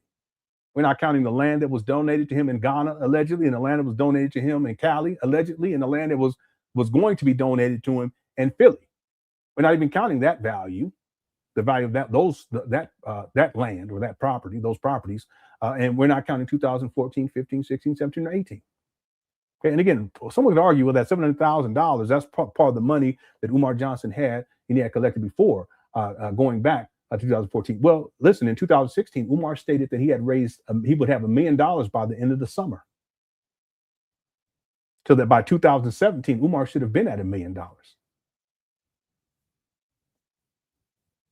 So if we take the $700,000, that's $300,000 that should be left over right there, plus all the money that Umar Johnson raised in 2018 and 2019. So no matter how you slice it, the math don't math with Umar, but that's because Umar Johnson is a con man and he's scamming black people and has been. And that's the thing. There's no transparency, but that's how Umar wants it. That's why he don't want to go to court. Because if he goes to court and his bank records are subpoenaed and all his financials are subpoenaed, people will find out very quickly. It becomes public record. Everything that I said about Umar in terms of the school scam, it'll be verified conclusively with receipts, because he will have to produce all the receipts. Everything would be exposed. And my best estimate at this point, Iceman Vamp, is $3 million. He has to be somewhere around $3 million. It could be a lot more than that. Okay. But you make a good point, and I thought about this, that by Umar saying that he paid $700,000, what it makes it seem as if he has no more money left, and he spent all this money to get these trap bandos, even though he never provided any paperwork to prove that it was $700,000. Furthermore, the online records say $400,000. But okay, let's go with $700,000. Well, what that means is that, okay, there's $300,000 more than what we thought he collected. And that's where we get up to the figure of $1.9 million. So good luck, Umar. Yep, good point, Iceman Vamp. Yeah, I thought about that. Yep. Thank you for super chat, sir. TJ says, ladies, how y'all feeling about Umar with no beard? Cut it out. Don't do him like that. Thanks, TJ. James says, Dr. Umar looking like an old school black Jeffrey. James, we're not going to do him like that. Don't do that. All right, man, y'all be tripping. Y'all be going too far. Okay, thank you for the super chat. Use 225 says, Lenon, if you were in room 131, would you bang on the wall? Cut it out. Cut it out. You tripping. You be getting away with a lot of shit. You know that, right? Okay. J Positive says Lenon's infamous sayings. What kind of man? This guy. Here we go. He's a con man. He's a pathological liar. Umar, cut it out, homeboy. Trap bandos. Yeah. I think I say trap bandos the most. Yeah, I think that. And here we go. Cause I say here we go a lot too. I say cut it out a lot too, though. Umar's like a kid. Cut it out. Oh, that's funny. Thank you, Jay Positive, for the super chat. And then Giannis says, should we help Mary Ann in the case directly? I shouldn't tell you what I told her, but we communicate, and I don't even want to speak on this. To be honest with you, thank you for the super chat, though. I think that the most important thing is for the information to get out there to where more people come forward, either to speak about their experiences dealing with Umar, or in particular for donors to go through legal means to get their donation money back. That's what I will say. Okay, because I don't want to speak this because what her and I talk about, that's between her and I. All right.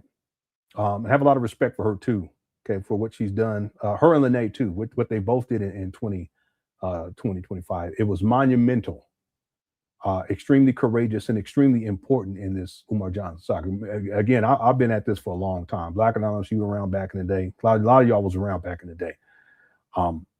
But for these two women to do what they did, it's so very, very important. And my hope is, and I said it last year, I said that the floodgates open up, and it did. And we would hope that more people will either come out and speak about their experiences dealing with Umar, whether that is business-wise, as donors, or even in terms of intimately. Okay. Umar he's exploited so many people all around the world, and or that people who donated to Umar will go through the legal route to get their donation back, because it sets a precedence. Okay, that's what I will say. And I'll leave right there, Giannis. Okay, thank you for the super chat. YouTube5 says, hello, Mr. Johnson and guest.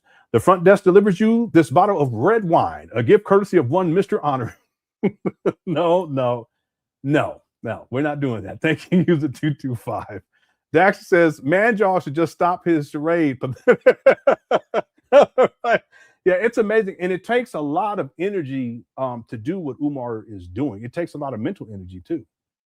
Because he's been at this for such a long time, and everything. It's a stage show. It is. It's a charade or a charade. Some people say charade. It's smoke and mirrors.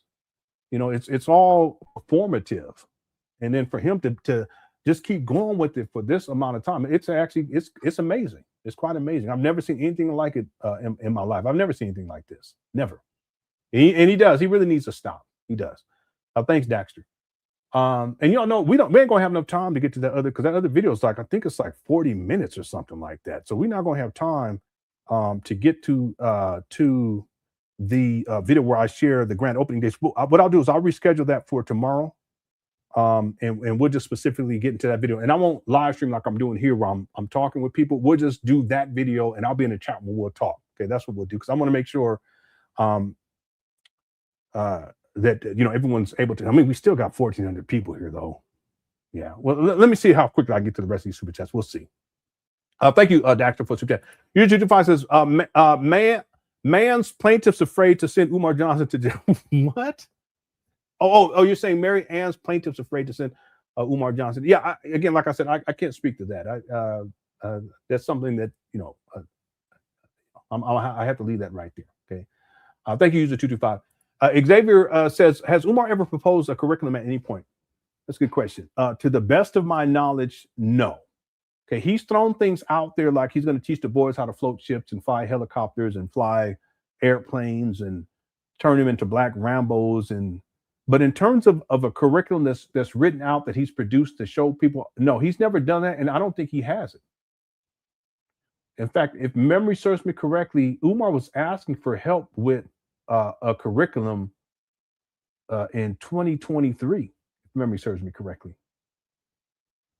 Again, he can throw out stuff that he comes up off the top of his head, but in terms of formulating a curriculum or curricula, for each grade, no, that's not what Umar Johnson does. He doesn't have the capacity to do that, because if he had, he would already been talking about it. He would have showed the paperwork. You just don't throw things together like that. Anyone who's here in education, you just don't throw stuff together like that. Just off the top. No, you things have to make sense. And it has to be clear. And concise to a degree. Okay, it still has to be expansive enough to people know, okay, what is going to be taught, but it has to be concise at the same time. Umar, he doesn't do it. He hasn't done any of that stuff. Any paperwork that needs to be done to open up a school, he hasn't done. Any paperwork that needs to, and there's a lot of paperwork. And when I say paperwork, I'm not saying it has to be physical, it could be digital, but any documents, I should say, that's necessary in order to open up a school, or once a school is operational, Umar hasn't done any of that. He doesn't even know. Let me just say this. Umar claims to be an educator, but he's never taught anywhere. He's never taught in a classroom. He's never taught children.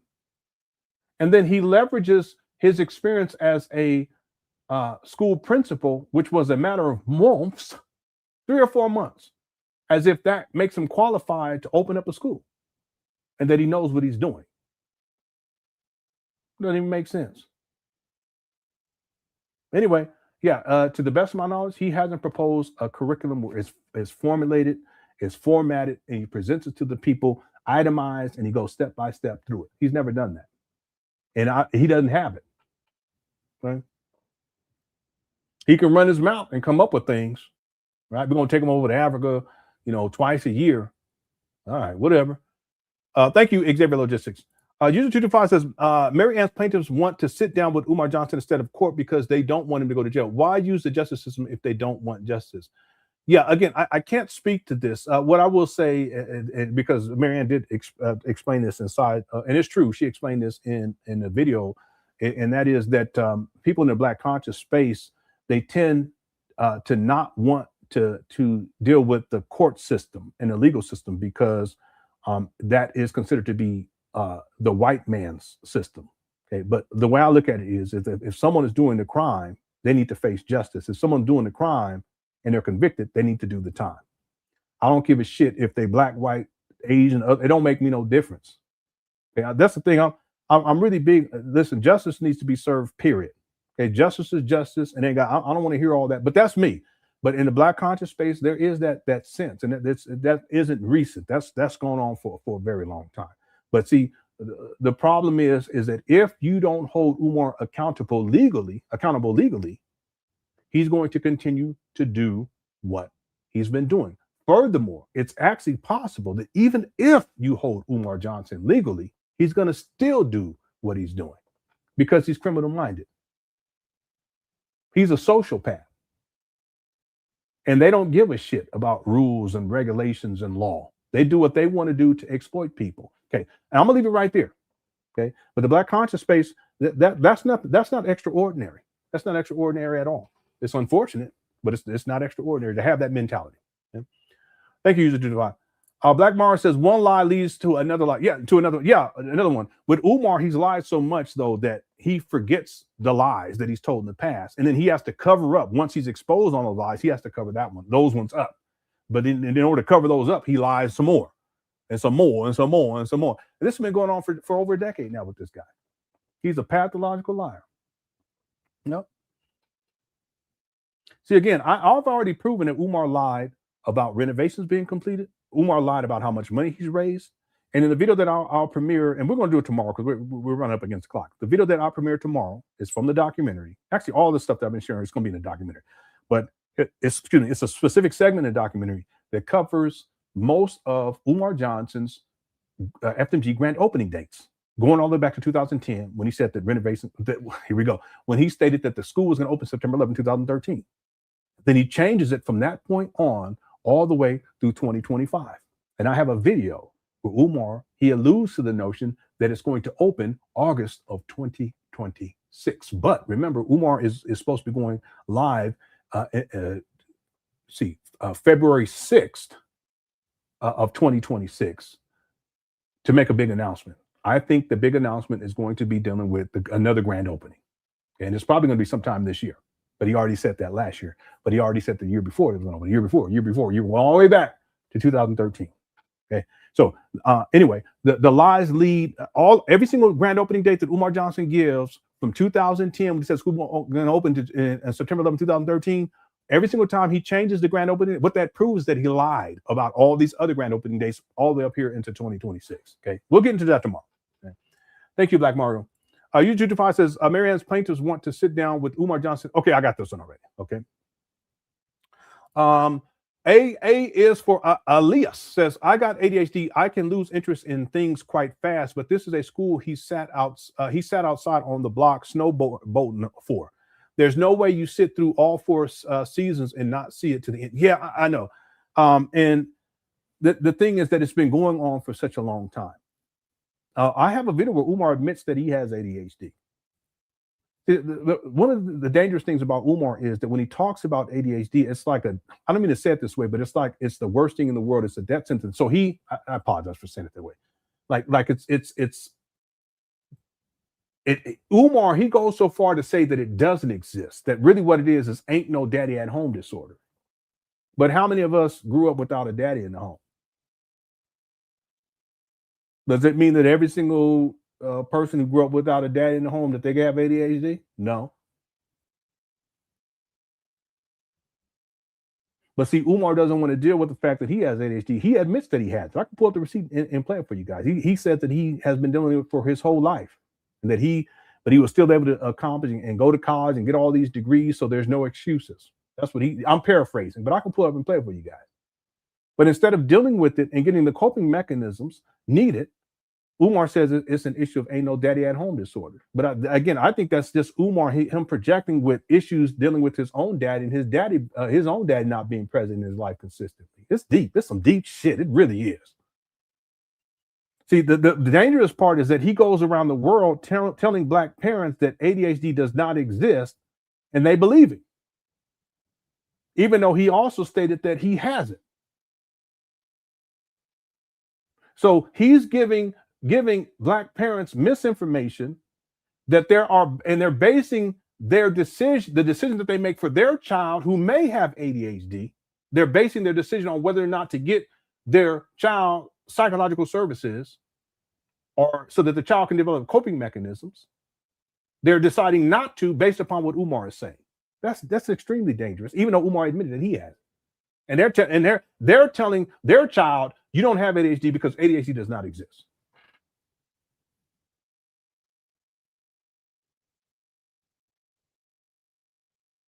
Umar says your daddy ain't at home. That's why you acting like that.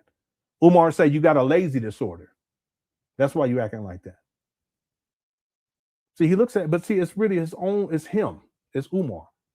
See, part of it is he don't want to deal with the fact that he has it. And listen, plenty of people do. Not the end of anything. In fact, there are a lot of people who are high achievers, millionaires and billionaires who have ADHD. And other shit. Okay, so whoop-de-doo. Okay, everybody got something. I got anxiety, especially with my kids. I worry a lot about my kids, okay? That's how I am. But I'm not going to get on here and say, anxiety doesn't exist. That's because your daddy wasn't home in your life. But that's just Umar. It's just his own internal issue with his daddy being a deadbeat, just like Umar's a deadbeat. Anyway, I'm leaving right there. It's unfortunate. It really. That's what I'm saying. Umar, he's dangerous. He's dangerous. He's harmed a lot of people. He's given a lot of horrible advice to Black parents, and they've made decisions dealing with their own child's well-being and their own child's mental health based upon the bullshit that Umar Johnson say. All right. Thank you. AA is for Elias. Kogo says, I've enrolled my great if you don't stop, He said, I've enrolled my great grandson for the 2073 school year. Okay. That's the first time I heard something like that. Shout out to Kogo. Right. Thank you, Kogo. And Miranda says, hey, Cook Cornette Lenon, Umar is building this school brick by brick. Do you know how long it takes to make a brick? Quoting the video from the Goody Goose. Yeah, shout out to that brother. He passed away too. Rest in peace. There's quite a few people that have passed away over the years since I started reporting on Umar. He's one of them. Yeah, Umar tried to make it seem like he's building this from the ground up. And I played the video inside the last segment of the documentary that show when these buildings were renovated initially. They used to be, if I had the time, I would pull it up and play it for you guys, because it's fascinating. I have old pictures of it where they gutted these buildings and they renovated these buildings. And one of the, in the larger, what Umar calls the larger school, that used to be part of Hercules Inc., was a munition and chemical production facility. And they would create, anyway, I have it inside the documentary. But Umar wants to make it seem as if he's built all this from the ground up. No, Umar hasn't built anything. He hasn't. And if you look at it critically, he hasn't really done much in terms of renovations either. He's done little things. He'll paint, he'll put in a door. This guy, he's something else. He really is. Anyway, rest in peace to the brother who did that video. It was in the first documentary I did on Umar, and it was hilarious. Shout out to him. Rest in peace. Right. Thanks, Miranda, for the super chat. I appreciate it. Okay, we're almost done. I just want to get through these, and we're not going to have enough time to get to this other video because I want to make sure we take our time with it. We'll do that tomorrow. I'll just reschedule the time. AA is for Aliyah says ninjas is always scamming because they have no integrity and work ethics. Yeah, you know what's fascinating about Umar is that he has, I've heard him say things like these contractors, they didn't have work ethic, but he's really talking about himself. And if they're scamming, he's really talking about himself. Umar does a lot of projecting, a lot of it. Someone sent me something too. Yeah, I think it was James sent me this from Umar's Instagram page. And I think it's a video, but I haven't seen the video yet. I got to track it down. But Umar, wait a minute. No, I did see no, I think it's on here. I'll paraphrase. If I get the video, we'll cover it this week. I just have to track it down. But let me just paraphrase what was said in the video, because I haven't seen the whole video. I've seen that clip that James told me about. So Umar's being interviewed, and he's talking about. I wish I had it, and I could just play it for you guys right now because I can't remember the full context. But he says something to the effect of, "If I'm opening up a school, and my father beat on my mama," and I said, "What?" And then he goes on, but he's talking about something else before that, and it's about someone else. Like if they're in a certain situation and their daddy wasn't in their life, but then he says, if I'm opening a school and my father, beat on my mom, something like that. I wish I had the video because I would pull it up and play for you guys. And I sat back and I said, I sat back and I was like, yeah, he projected. Let me see real quick. Some of you guys may have already seen it, but I can't remember if it was a standalone video on YouTube or if Umar posted. Yeah, I'm not seeing it in here. This is a couple of days ago. I apologize because that would have been great for me to show it to you guys before we get up out of here. Yeah, it's not coming up. But James is the one who sent that to me. He told me about it. Let me see. Yeah, here it is right here. I don't think he sent me a link. Umar titled, "Should Marriage Be the Goal for Black People?" Yeah, I think it was an Instagram post, but I don't have the full video. And I went on his Instagram page, but I'm not seeing it because he posting all kinds. He posts a lot of stuff on his Instagram page. What really happened? Yeah, he has a lot of stuff on, and I don't know which video it is, so I apologize. But that would have been great for me to show you guys right quick.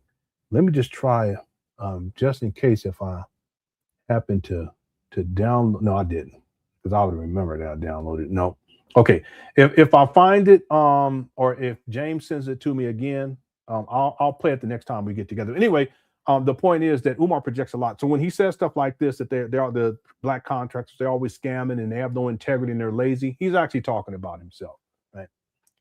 Okay, thanks. AA is for Elias for the super chat. I appreciate it. A lady said the community gave us York, Umar, Polite, Nature Boy. Thanks a lot. They are the problem. Love you. Love you too, a lady.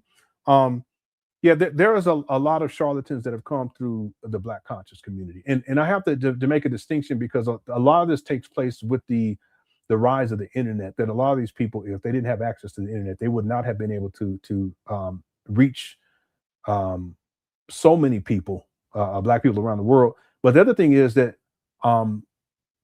because we live in an age where social media is so important to people, just by being on social media, I think a lot of these so-called, I call them internet-based leaders, they receive credit as if they're doing something magnificent simply because they're online saying that they are doing something magnificent. But behind the scenes, they're just scamming and scheming. They ain't doing shit. They ain't raising no kids, right? They ain't got a woman. They may got a couple of them, but I'm talking about in a committed relationship. You know, they ain't working no job. They don't have a legitimate business. They just get online to scam. And then they call other people lazy. Like Umar calls other people. No, the laziest thing to do, Umar, is what you're doing, what you've been doing now for over a decade. It'd be different if you had a legitimate business, but you don't even have a legitimate business or businesses.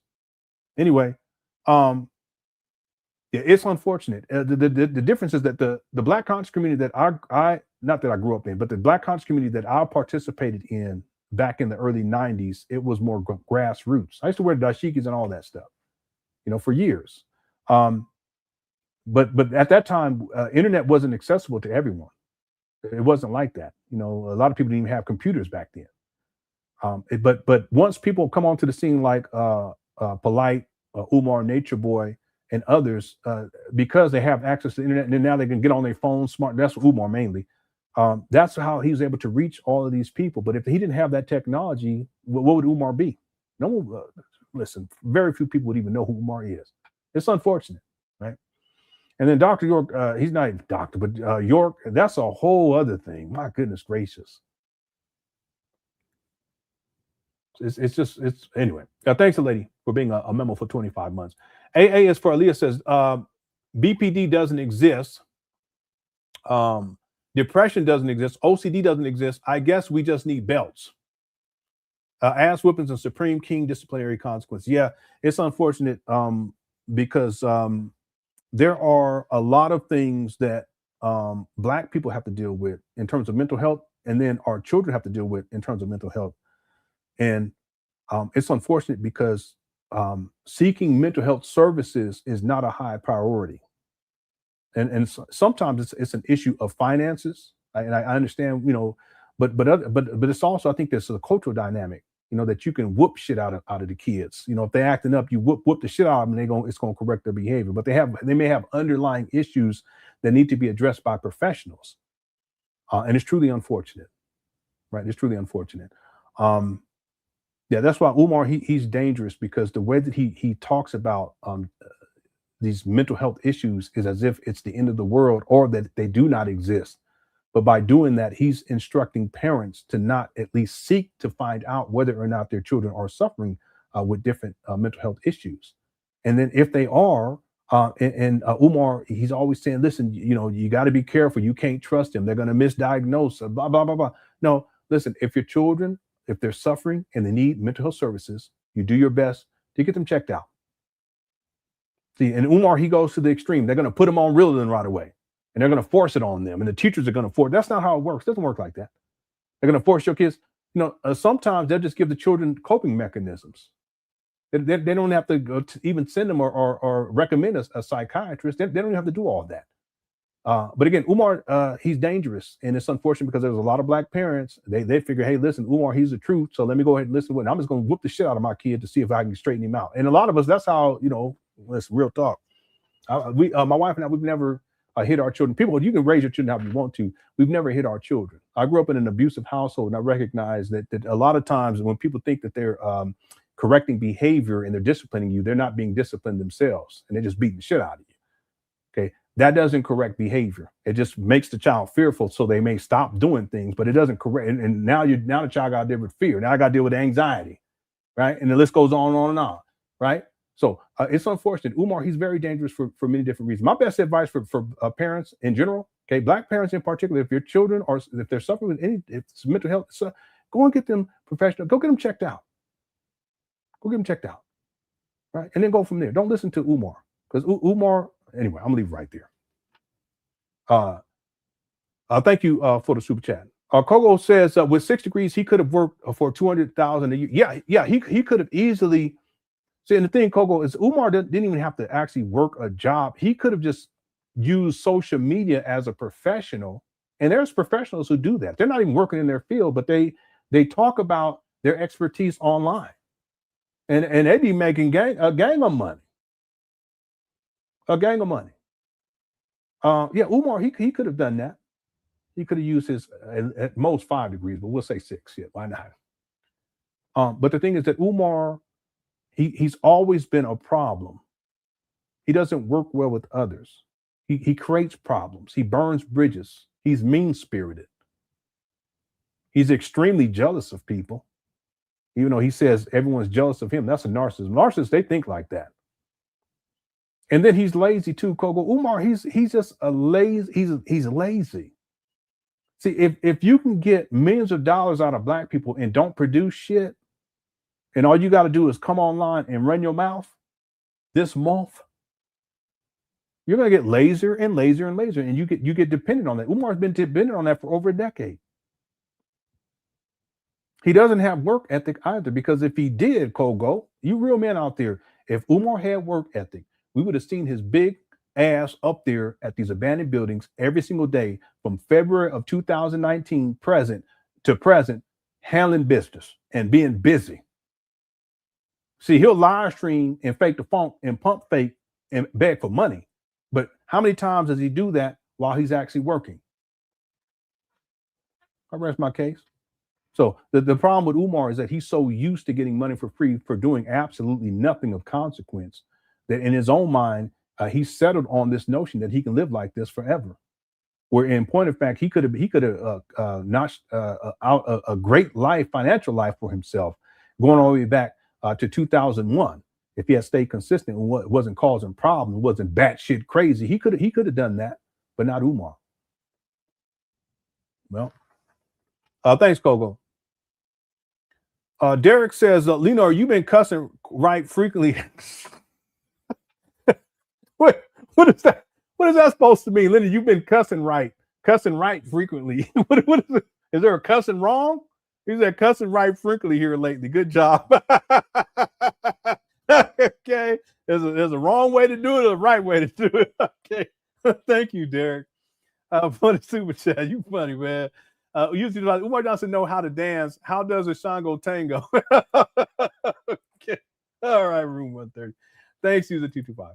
Okay, and that's the last super chat. Thank you everyone for all the super chats. I appreciate it. I was just looking on Umar Johnson's this is the last thing on his Instagram page, and he has this lady, and I kid you not, because I used to be into this conspiracy theory stuff. Her name is Kathy O'Brien. She had a book, I think it was called Transformation of America. I think that's what that was called. And it's a lot of, well, I don't want to get deep into it. I just want to say that I actually met her and her handler at this conference one time. They were both there. I remember that, but she was really big in a conspiracy theory space back in the day. But Umar, he still posted, but he was in conspiracy theories, and he's still a bit of a conspiracy theorist to this day. And hopefully one day he'll get totally out of it. It would be in his best interest for sure. All right. Okay. I want to thank everyone for tuning on in to this live stream. I wanted to get into this other video. It's a video from the documentary that covers all of, or at least most of Umar Johnson's grand openings, FDMG grand opening dates. And over time, we go through all of them, at least most of them.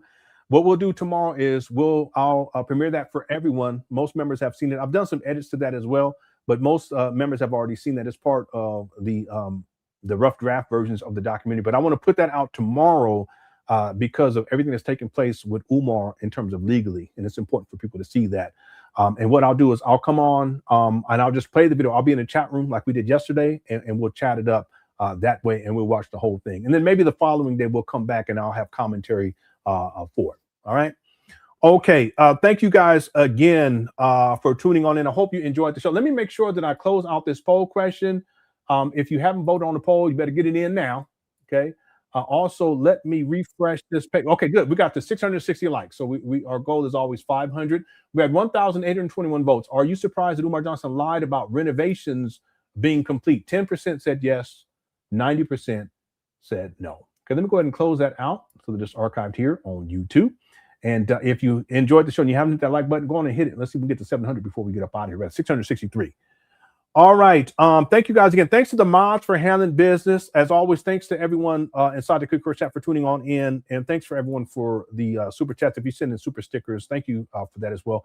I'm appreciative of the support. I always have been, and I will always be appreciative of it. I'm appreciative that you guys will take the time to hang out with inside the Quick Course chat today. All right. Okay.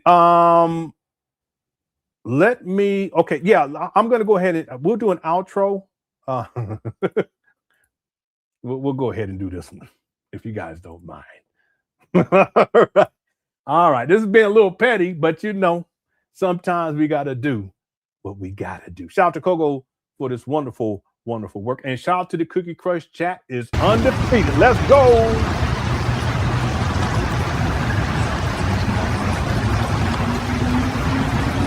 Rap people, great work today. Yeah. Let's go. What's up, Sequoia?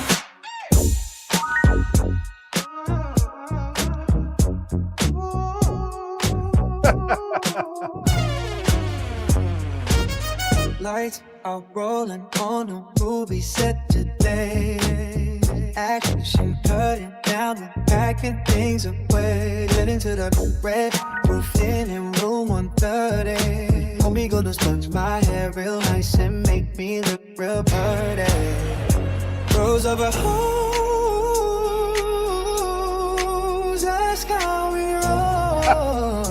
Come on now. Shout out to Ad Agent. Turn it down wow. the heat. You know where we meet. At the red roof inn in room 130. My guy gonna do my hair and make me look real pretty.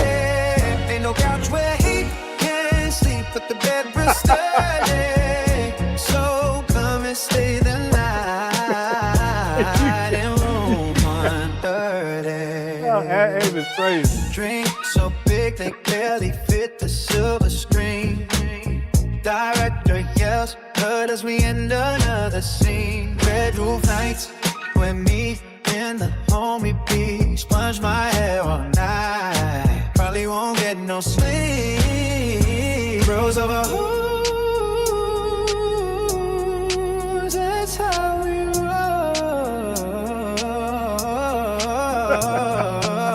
Turning down the heat, you know where What's we up, Mixer? Hope you're doing all right.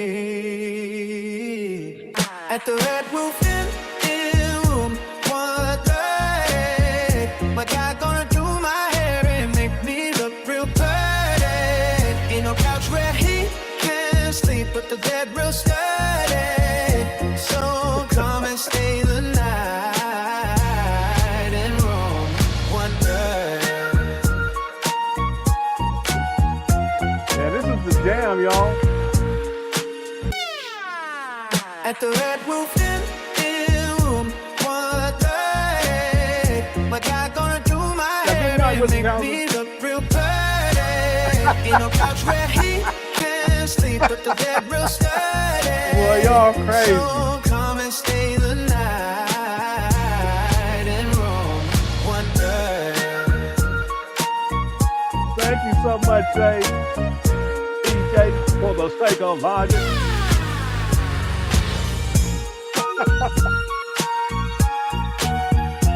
Oh no, you got up to the cookie crush chat.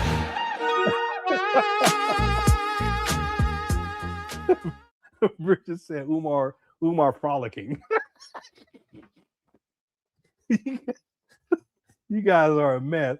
Umar was busy frolicking. Okay. All right, let's get up out of here. Shout out to everyone inside the Cook Crush. I hope you enjoyed the show. Okay, we'll be back tomorrow with another live stream. Okay, I appreciate you all. Please enjoy the rest of the evening. And I love y'all sincerely. All right, peace.